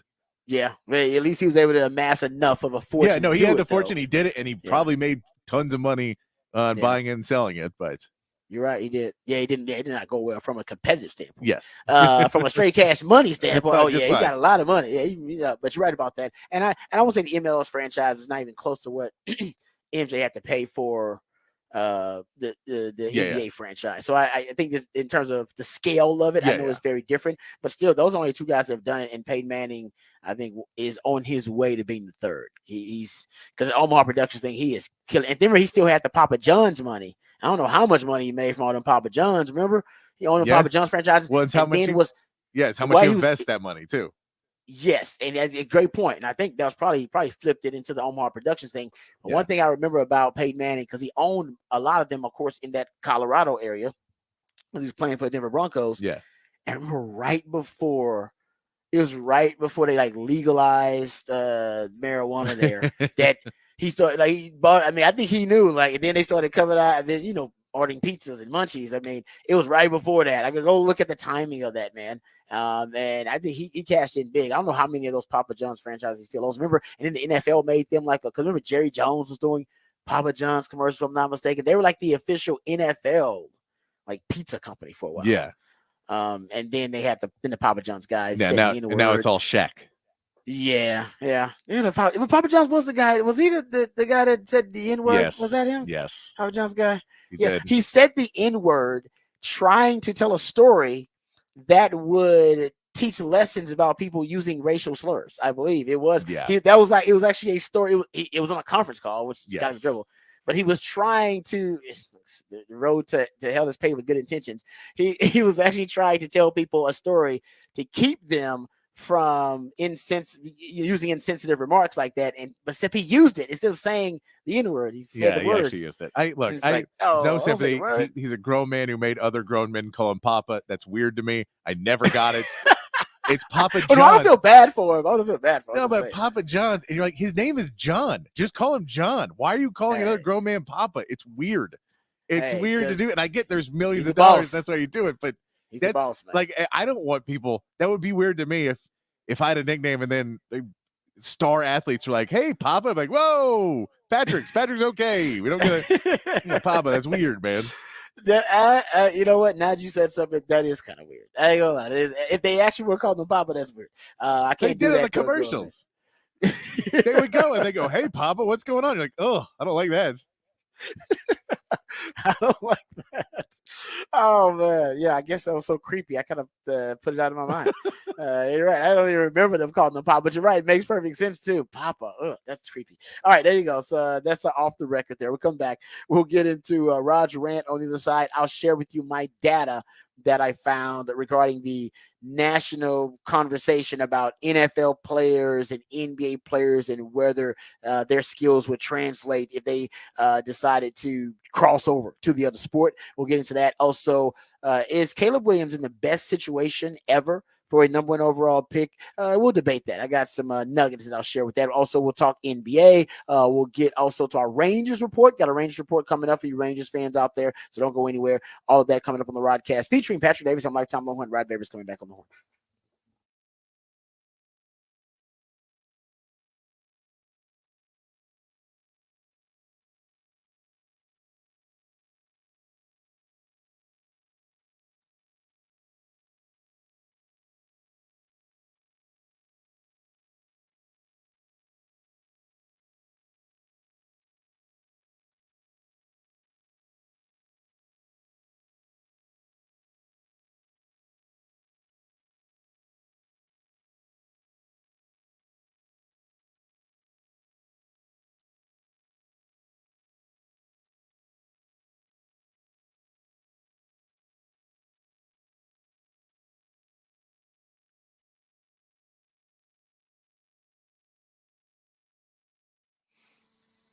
Hey, what's up, folks? Lifetime Longhorn Rod Babers here. Let me tell you about Dr. Greg Eckert and his fantastic team. They're a bunch of all-stars over there. Trust me, they can show it to you. They can prove it to you. They proved it to me when I went there just for a simple cleaning, for just a routine checkup. And during that checkup, they found something troubling. They found that my wisdom teeth were actually growing in sideways. I was on the verge of a really disastrous problem on my hands. They did not let that happen. They acted quickly, got me set up for a procedure, got the appointment in, actually got all my wisdom teeth removed. I was comfortable with the process. They educated me about every step of the process to make sure that I knew exactly what was happening. I was back at work within a couple of days, and my dental health and dental hygiene have never been better, thanks to Dr. Greg Eckert and his all-star team. Now, hopefully, it's not something as serious as having all your wisdom teeth removed like me, but no matter what your dental hygiene or dental health concerns or questions are, Dr. Greg Eckert and his team, they are the perfect place for you. They should be your dentist. Doesn't matter if it's general dentistry, teeth whitening, dentures, porcelain crowns, veneers, dental implants, full mouth reconstruction, even root canal therapy, whatever it takes to ensure you're getting the best quality dental care available. That's what Dr. Yu and his team are all about. As a matter of fact, right now, because they're always on the cutting edge of the technological advances in dental dentistry, he can give you a brand new smile in just one day. No time spent without teeth. You get temporary fixtures until they can complete your permanent smile. You're going to smile again with confidence and eat freely without pain or discomfort. So we're talking about a lifelike permanent solution. So if you've been told your teeth need to be replaced, don't freak out. It's okay. Just call Dr. Greg Eckert for this complimentary consultation, which means you got nothing to lose but everything to gain, and you can learn about this revolutionary alternative to dentures. It sounds too good to be true. It's not. It's just Dr. Yu. Even if you have dentures right now, it's not too late. You can still call Dr. Yu and learn about this revolutionary alternative to dentures. 512-345-3166. That's 512-345-3166. Or visit drueckert.com, drueckert.com.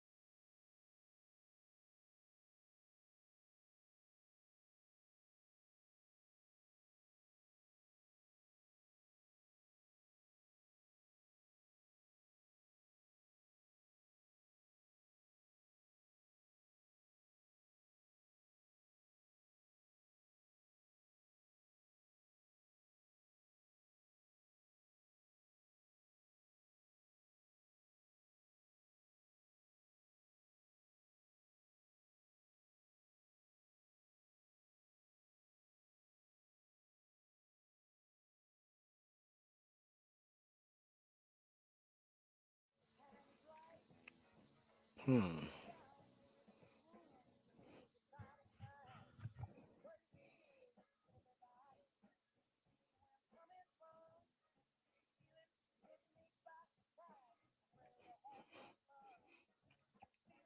Hmm.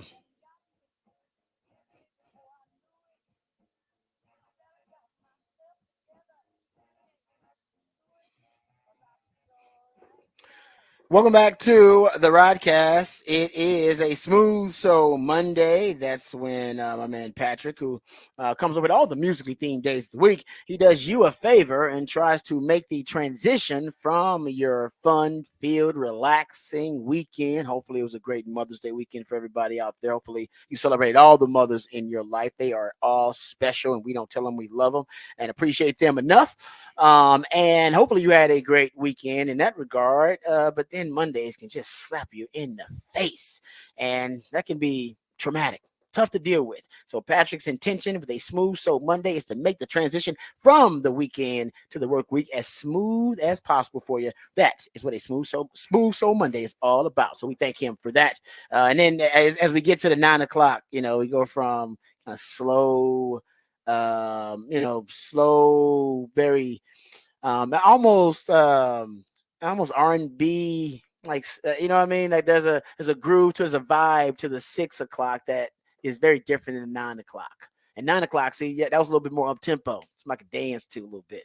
So I think he's trying to get you upbeat dancing in 9 o'clock, and then just trying to wake you up in the 6.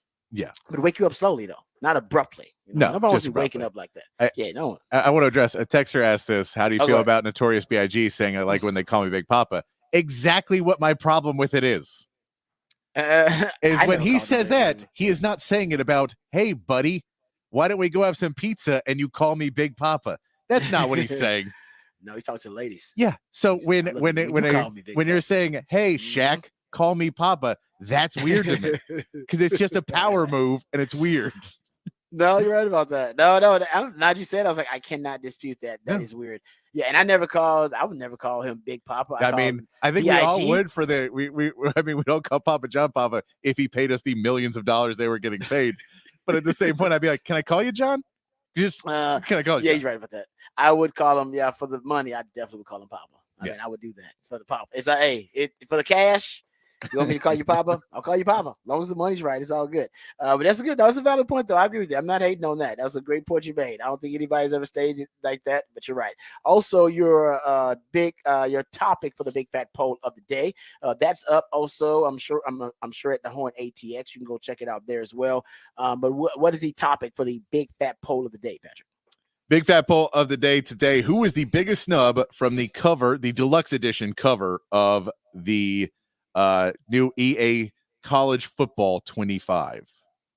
Like that. Like I said, I think I'm gonna go group of 6 for the most part. Like the whole damn group. Oh, y'all. They basically have to collide that. There's a great Curb Your Enthusiasm episode, Larry David.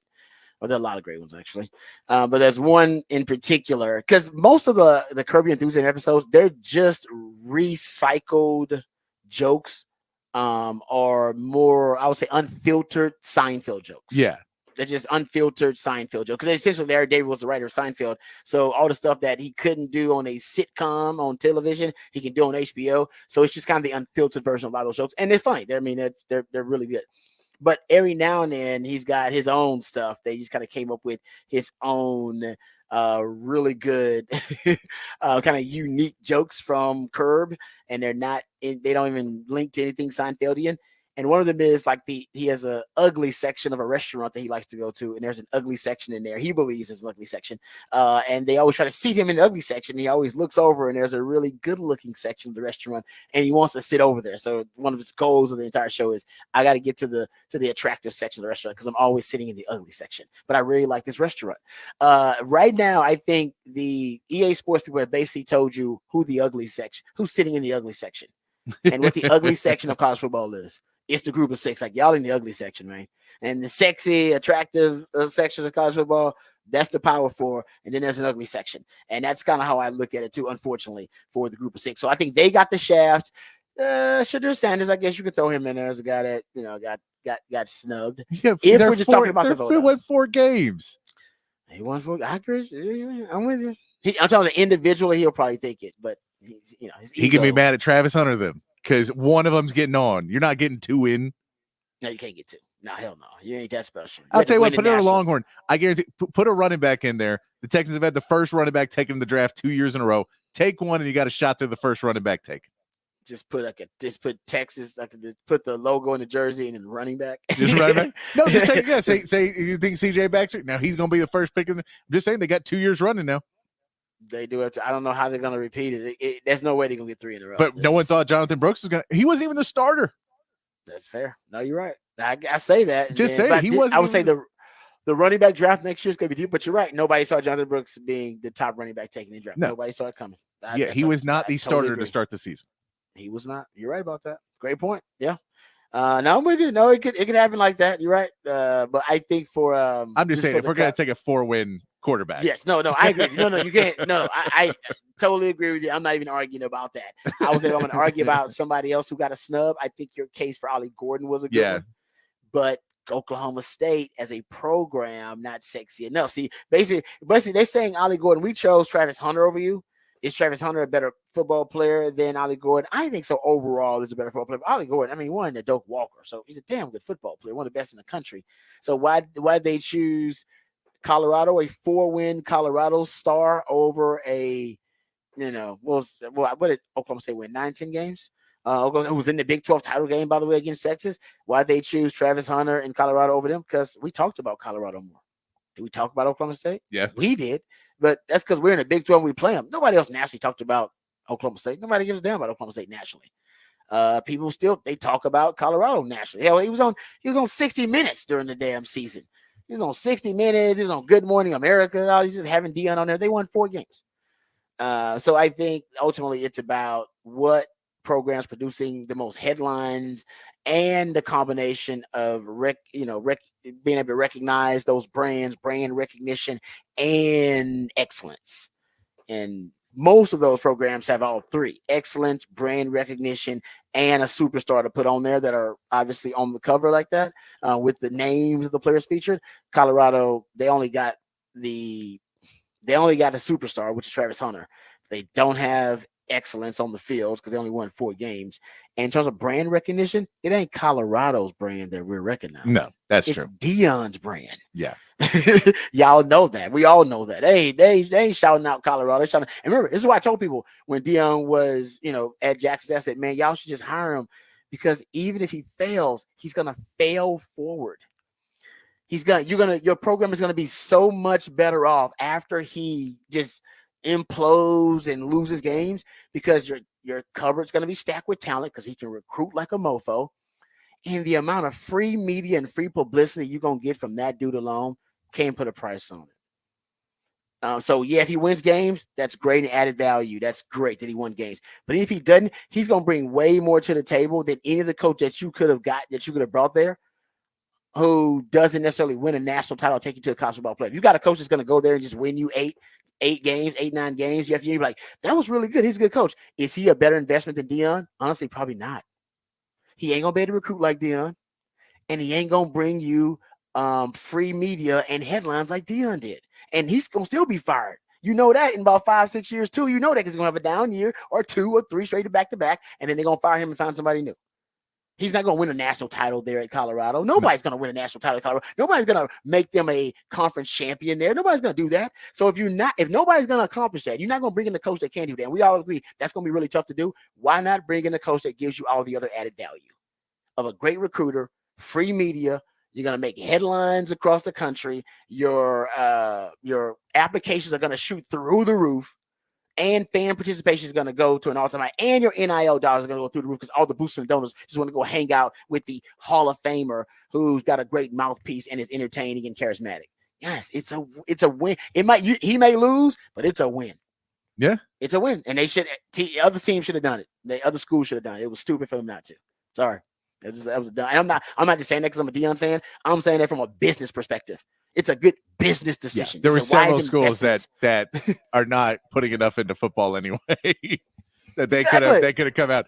It's not if you're If you're one of the top schools, then it makes sense. But if you're just a school that's, trying to get on the national radar, you're an AD that needs to make some money real quick.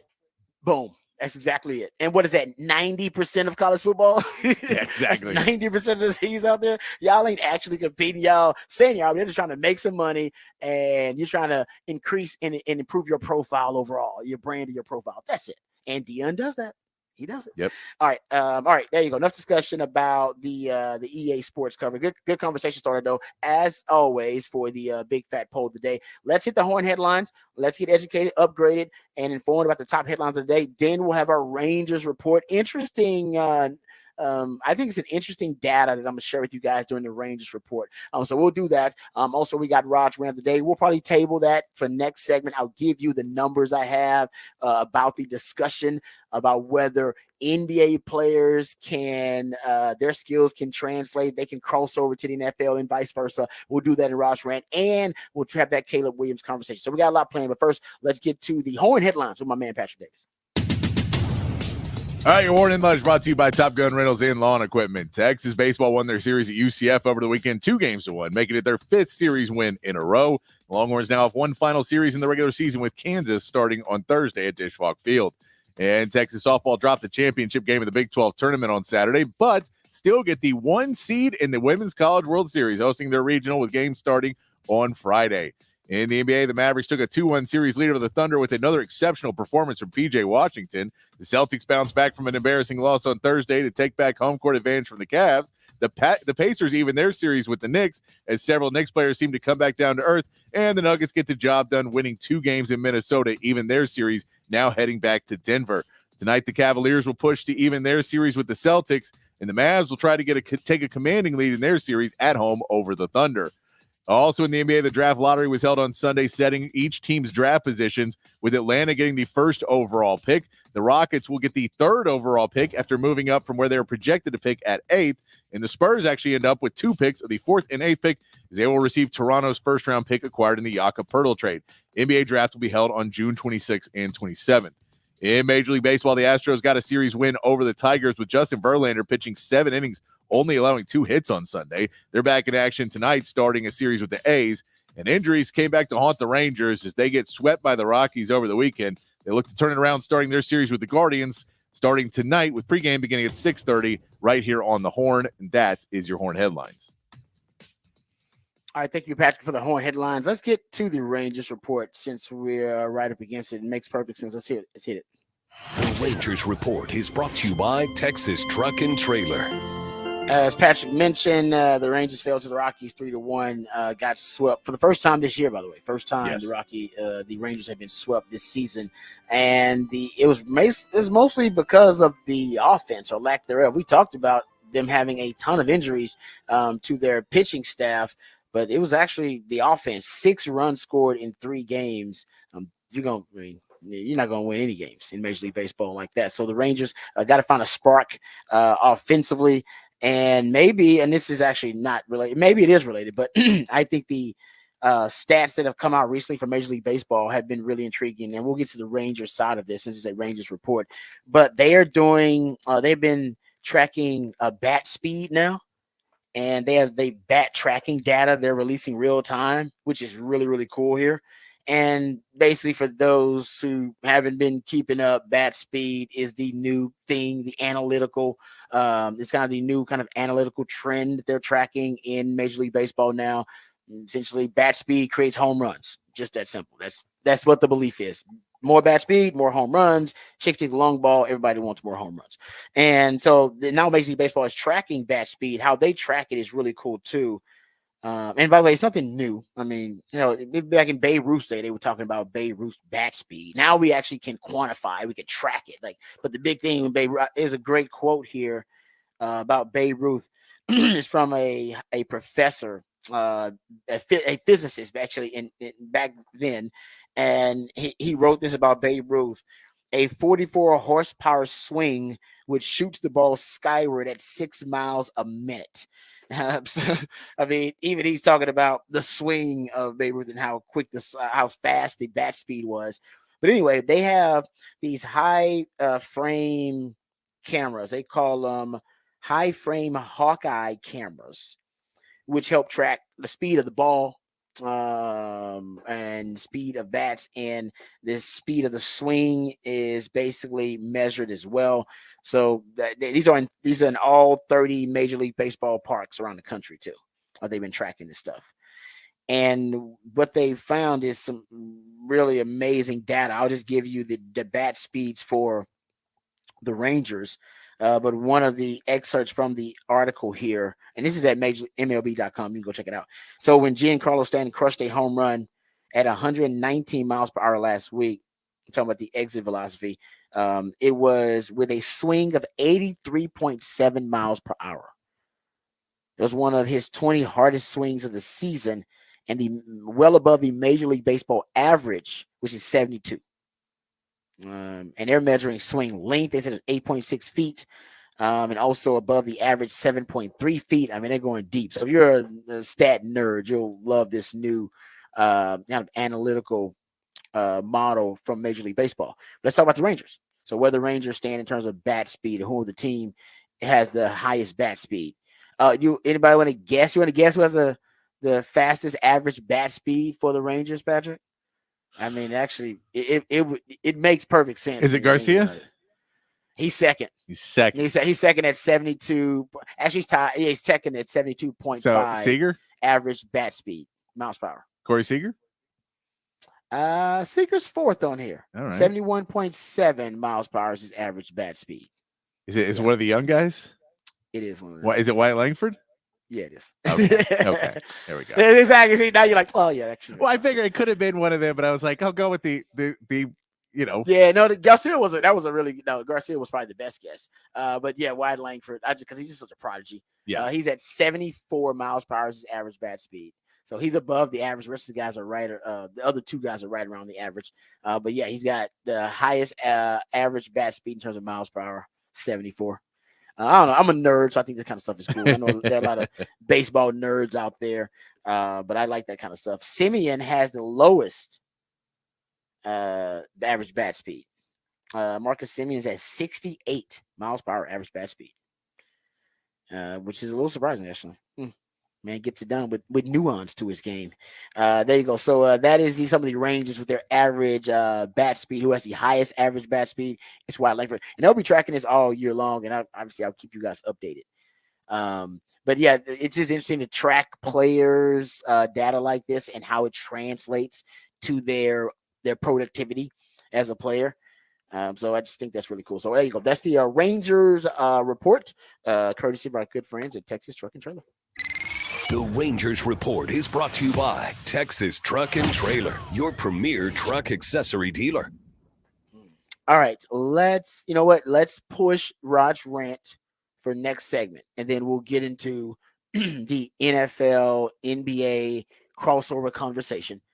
And then also I'll share with you the nuggets I found about number one overall picks at the quarterback position, and which one of those number one overall picks at the quarterback position is in the most ideal situation. Because a lot of people have been saying Caleb Williams, he's in the best situation for a number one overall pick at quarterback in NFL history. That no number one overall pick at quarterback has been in a better situation than he is in right now. We'll discuss and talk about it. Maybe it's true, maybe it's not. We'll discuss both sides. All that and more when we return right here on the Rodcast featuring Patrick Davis, some lifetime Longhorn. Rod Davis coming back on the horn.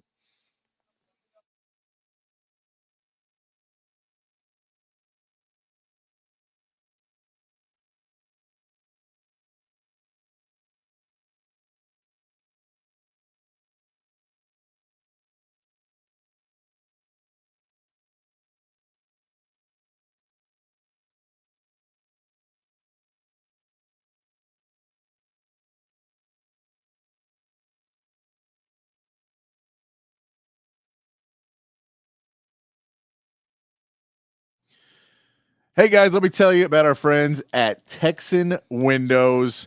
It is getting close to summertime. It is starting to get hotter, and I've noticed at my house, you can start to feel the heat radiating through those windows. And if you're feeling that heat radiating through the windows, maybe you need to call our friends at Texan Windows, because they can upgrade your windows, keep the summer heat out, the cool in, exceeds new energy codes.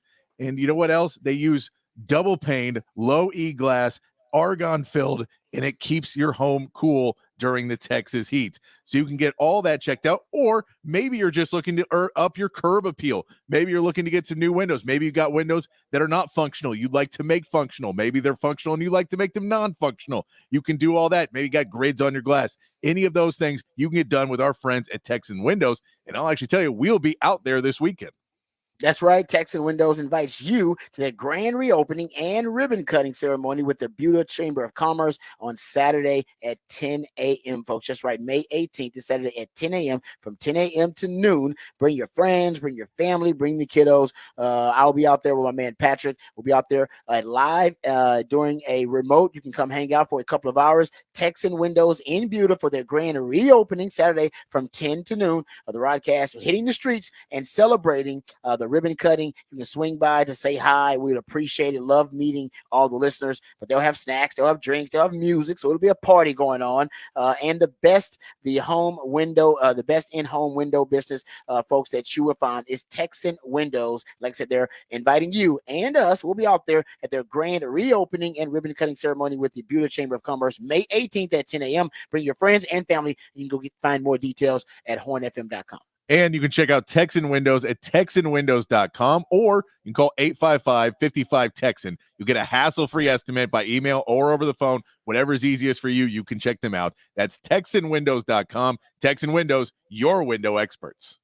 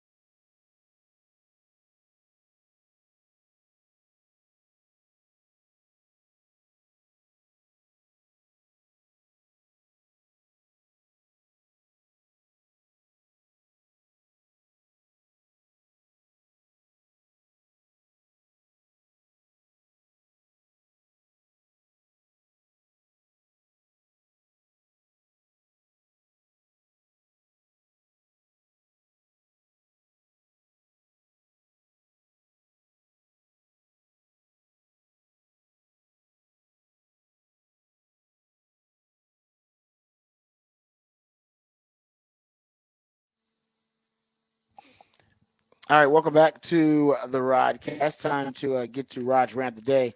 All right, now a couple of items that I want to hit here. We'll see how much time we have. But last week, Austin Rivers upset a lot of NFL football players when he basically said that, there are a lot of NBA players that could play in the NFL, whose skills would translate, who could cross over to the NFL, but there are not a lot of NFL players who'd be able to cross over and their skills wouldn't translate to the NBA. And we talked about it, and I think it's an interesting conversation to have. But here's something, and this actually is data from I believe it actually, yes, it is from an analytics, a data scientist.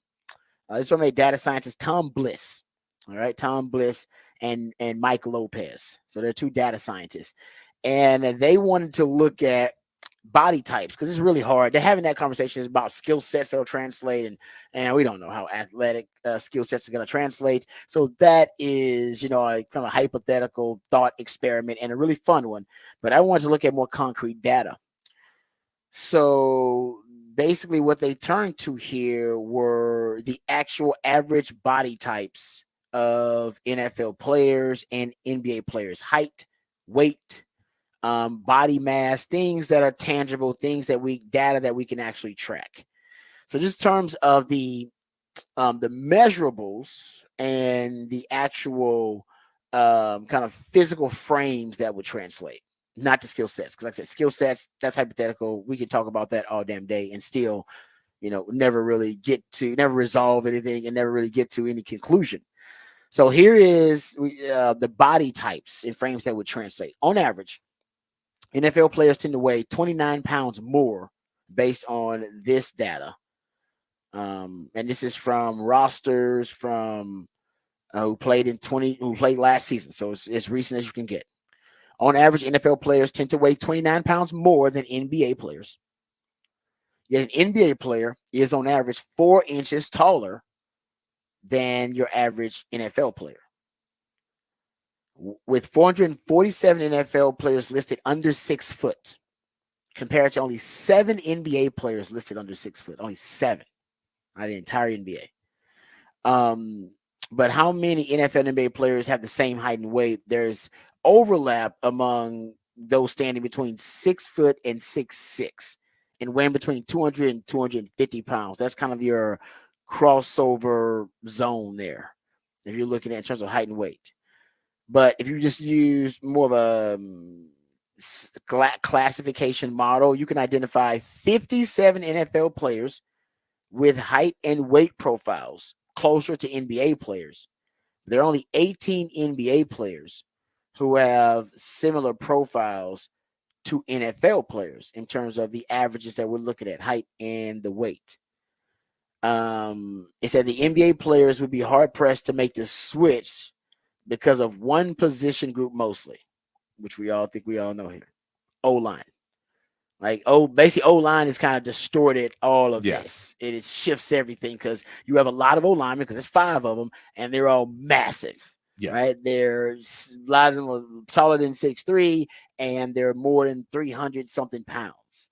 And it says here, none of the 582 NBA players on rosters in 2023-2024 weighed 300 pounds or more, a weight class occupied by 92% of offensive linemen. Meanwhile, 19 of the 244 NFL wide receivers in 2023 share the weight and height characteristics of NBA players. So it's actually a little bit, if you're looking at just the frames and the physical, obviously, stature of these guys, and the measurables and how they would cross over and translate, it says here basically on average, NFL players physically have more guys that could cross over, not in terms of skill set, just physically, not in terms of athleticism, just physical bodies and frames that would translate to NBA than NBA to NFL. That's what they threw out there. They said the NBA players, they even listed them. The NBA's Isaiah Thomas, Kyle Lowry, Fred Van Vliet, Marcus Smart, Lou Dort, Donovan Mitchell have physical builds more common among NFL players. NFL players like Tariq Woolen, Trevor Lawrence, Justin Herbert, Jameson Williams, Christian Watson, Devontae Smith have height and weight more common among NBA players. There you go. Yeah. From 2 data scientists. It is interesting. Skill sets, though, I mean, the frames are it's like just half of it. The skill sets obviously are the biggest part of it. But interesting conversation, though, on both sides. I like that stuff. No, it is. It's one of those differences too of like, and I know it was funny because Austin Eversfield going back at him. He's like, I played in the league for 12 years. You can't get on me that I was complete bum. Like I did have a decent career. That's true. Yeah, guys like, you're not even in the league. He's like, I played 12 years. Like I did it long enough. But you're like the specialized skill set of NFL players so much is such a different world than NBA and basketball, where you're trying to learn how to do everything on the court. You want to be able to be a defender. You want to be able to be a rim protector. You want to be able to be a rebounder. You want to be able to be a passer. And in the NFL, you're training to do one thing extremely well. And so it's just a different mindset. And so you say, if you took most of these athletes, I saw a highlight video of Keon Coleman in high school, and you go, yeah, Keon Coleman was dominating in high school at basketball. Yeah, he's a great athlete. Yeah, and so you're like a great athlete. And it's that question of if he would have tried to hyper specialize in things in basketball, he probably would have been great at basketball. but he went and hyper specialized in things in football. And it's just you do have guys. I think the bigger argument was you could take guys that are currently in the NBA and get them to play a minor position in football easier because there's so many players on the field in so many positions, easier than putting a player that is built for football and get them to come and play in the roster that's an 8-man rotation in a basketball league. I totally agree with that. That's kind of more where it's like, well, yeah, there's way more opportunities to play on the other side. So while it's true, it's also somewhat a weighted conversation. Yeah, that's what I said. I think the argument that you made makes the argument for the skill. Yeah. That being an advantage to the NBA guys. Yeah. If you're talking about the frames, these data scientists here, they make the argument that the frames, physical frames, they're actually more NFL players will translate, and that the NBA would have NBA players, none of them would basically be able to play on the lines of scrimmage for you. No, like the trenches. They'd be like tight ends and wide receivers. They'd be awesome. They'd be the most like tight ends, wide receivers, maybe quarterback. I guess you can go there and it's also the thing, and I think he actually brought this up, Austin Rivers, in the first part, is it's about that the conditioning is just such a weird, different conditioning. Yeah. Because as you talk about, it's like there's a conditioning of in the NBA, there's nothing quite like it of running and then you're stopping, but you're not really, and you're supposed to be moving, and then you're in defensive stance and then jumping, and you're constantly kind of in focus. Where in the NFL, you're not, but also in the NFL, there's massive amounts of contact, trauma, and it takes a way different type of toll on your body that you're like, well, yeah, in the NBA, you're running back and forth and you get time off, but you get time off when you get fouled in the NBA, and you're getting fouled every single play in the NFL. Yeah. No, that's a great point about the physical toll about it. It's just different. There's just different ways that it wears you down. But you're right. Great point there. Okay. I wanted to, let's see if we have time for this. I'll try to get through this as quick as possible. So there's been a lot of discussion about whether Caleb Williams is going to end up in the best situation that there's ever been for a number 1 overall pick at quarterback. That no quarterback pick number 1 overall has been in a more ideal situation than Caleb Williams is in right now. And I think there may be some truth to that, but also I think you can easily argue against that. So here's some of that. There have been 28 quarterbacks picked number 1 overall in the Super Bowl era. And if you look at those 28 quarterbacks drafted number 1 overall, like I said, in the Super Bowl era, and I went back and I tried to find as much data as I could, but only of those guys, of the 28 that were drafted of them, if you go look at it, most of them, 22 of them, went to a team coming off a season where it won no more than 25% of its games. So you think of it basically like a team with a losing record. And if you go look at the teams that had a quarterback drafted number 1 overall, most of the time those teams had losing records. This Bears team is coming off a 7-10 record. And that's rare, even though I think Bryce Young was drafted too. That team got the number 1 overall pick on a 7-2 record because of the trade between the Panthers and between the Bears. So I will admit that is a good situation for a quarterback to come in, coming off a team that won 7 games. That's rare. That doesn't happen a lot. As a matter of fact, just 3, if you go look at it, you take the 28 quarterbacks that were drafted, 22 of them went to teams that, like I said, didn't even win 25% of their games. So they're out of it. And then Tim Couch and David Carr were on expansion teams. So they're out of it. Obviously, Caleb Williams, we don't know what he's going to do. So he's out of it. At least 3 other quarterbacks that joined a team that actually won at least 40% of their games. Jeff George in 1990. But remember, the coach traded up for him after an 8-8 season. He didn't live up to expectations, and they traded him to Atlanta. There's the 79 Rams. Remember, they drafted Jared Goff, and then later they ended up going to the Super Bowl with Jared Goff. So that turnaround happened. And then there was Bryce Young, who did it. Like we just talked about that last season. They were coming off a 7-10 year, and they drafted Bryce Young because they really wanted Bryce Young, and they made the trade with the Bears to move up. So if you go look at it, I mean, he's in that situation, which is good. If you look at his defense, the Bears were 20th in scoring defense in 2023. And there were a lot of quarterbacks, I think, drafted number 1 overall that had better defenses than the Bears. Jeff George did. His defense was 11. Jared Goff, Bryce Young even had a better defense overall. We're looking at points allowed, scoring defense. If you go look at Drew Bledsoe with the Patriots, had a number 11 defense, top 10 defense. John Elway, Big Orange Crush, they had a top 10 defense in Denver when he was drafted there. Sam Bradford with the Rams, they had a top 15 defense. Steve Bartkowski in Atlanta, they had a really good defense. My point being, having a top 20 defense is not something that's really rare. And the Bears they're a good defense. They're not a great defense. So the defense might be better, but I don't know if it's one of the best defenses for a team that drafted the number one overall pick, or had the number one overall pick and drafted a quarterback. Andrew Luck is the only number one overall quarterback to win more than 7 starts as a rookie.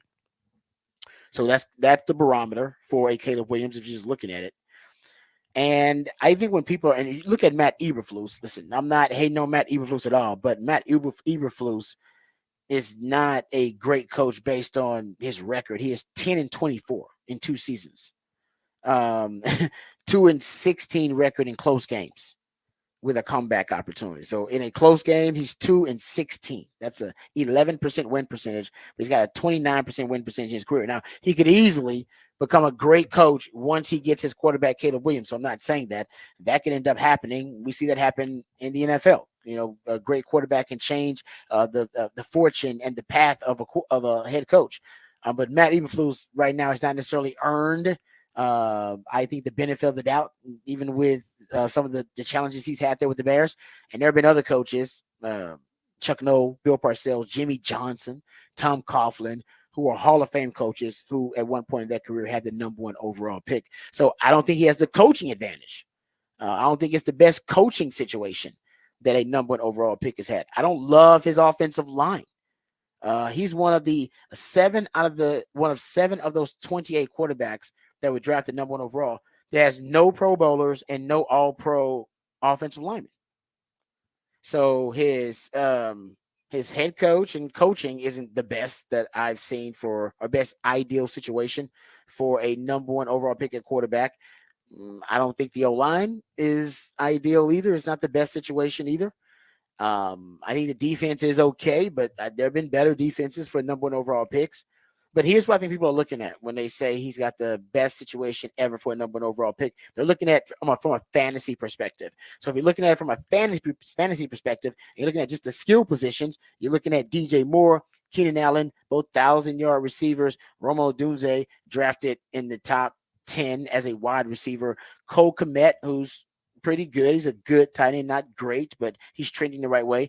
And DeAndre Swift, all these guys are coming off like career years or somewhere close to it. DeAndre Swift rushed for a career high 1,000 yards last year in Philadelphia.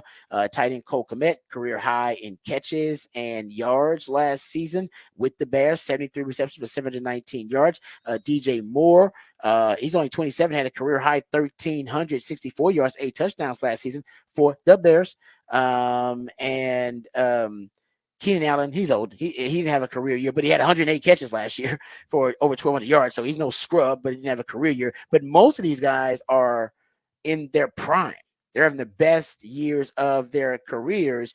And you're going to bring Romeo Dunze. He's going to grow with your young quarterback. So maybe they're looking at those numbers. And there have been, listen, you go look at, Michael Vick had a really good supporting cast with him when he first got there. To the Falcons, they had lost Jamal Anderson at one point. They had Algie Crumpler, I think, was a tight end there. I mean, they had a decent squad. Joe Burrow, when he got to the Bengals had really good skill guys. But if you're looking at players who have been Pro Bowlers at one point in their careers, either before or after the number one overall pick, and or players who have had 1,000 yards rushing and or receiving in their careers, that's when this supporting cast and the weapons for Caleb Williams, like DJ Moore, they really do start to stand out because he's got 3 players who've had 1,000 yards in their career as a rusher or a passer. And Romeo Dunze is one that hasn't because he hasn't played yet. Like I said, Cole Kmet's coming off a 700-yard receiving season as a tight end. That makes him essentially that makes him like the 8th best tight end that a rookie quarterback drafted #1 overall has ever had. I'm not making it up. That's true. Just kind of based on the stats and accomplishments. So he's in a good place. I don't know if it's the best ever. It's a really good situation. It's a great situation, actually, for a rookie quarterback. I don't know if it's the best ever situation because of the O-line. No All-Pros, no Pro Bowlers there because of the coach situation. I don't love Matt Eberflus. And the defense is good, but not great. Because of those things that are possibly going to, hold this franchise back a little bit, or it may take them a while for them to improve in those areas. I don't know if it's the best situation for a #1 pick. There's no great situation for a #1 overall pick, but they won 7 games last year. And usually a team that wins 7 games doesn't get the chance to draft #1 overall, but they do. All right, so there you go. Little NFL discussion there. We come back, we'll wrap it up, put it in the oven. We'll play Who Said That?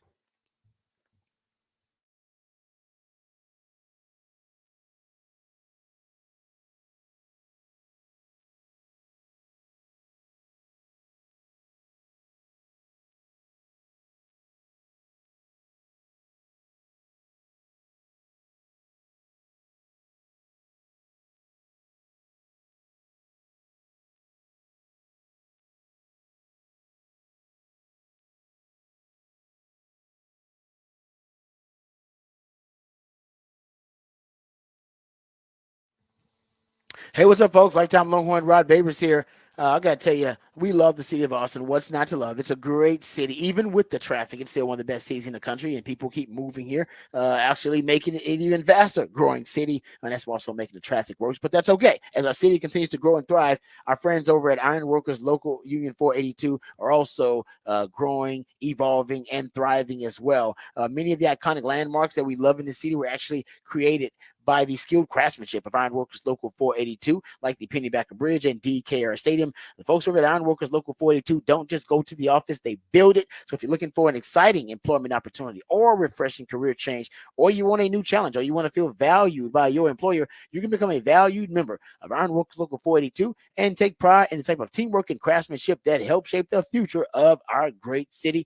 So it's a perfect time right now for you to become a member of Ironworkers Local 482. They're building a huge project right here in Central Texas, and they need your help. They're hiring over 3,000 people. They're offering competitive wages, competitive benefits, and a pension plan. They even offer training for unskilled labor through their apprenticeship program. So become a member of Ironworkers Local 482 and maximize your potential today by going online to apply at ironworkers482.org. That's ironworkers482.org.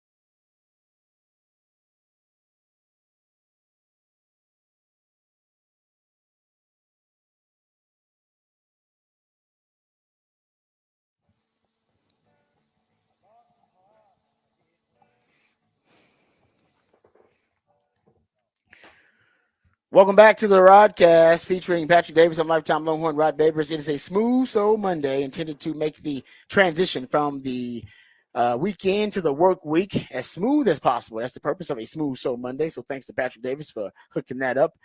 Also, you can always reach out to us via Twitter. I'm at Rod Babers in the Twitterverse. My man Patrick Davis at It's Patrick Davis in the Twitterverse. Time to play Who Said That? That's when Patrick pulls a piece of audio from the sports world, maybe beyond the sports world, and based on the context clues, maybe the familiarity of the voice, maybe you can recall, you're supposed to be able to identify who said that. What's dark matter? Yeah. So it's, I mean, yeah, you know, I like these kind of questions. Those are different. Dark matter is some like a mass we can't see, but we know it's there because it's got influence on gravitational pulls and, you know, the speed of gravitational orbits in every galaxies, and it's, you know, its presence inside galaxies is 5 times higher than regular seeable matter. So it's a huge mystery, and we can't see it, we can't observe it, but we can observe its influence. So this is dark matter. Man, that's Wimby.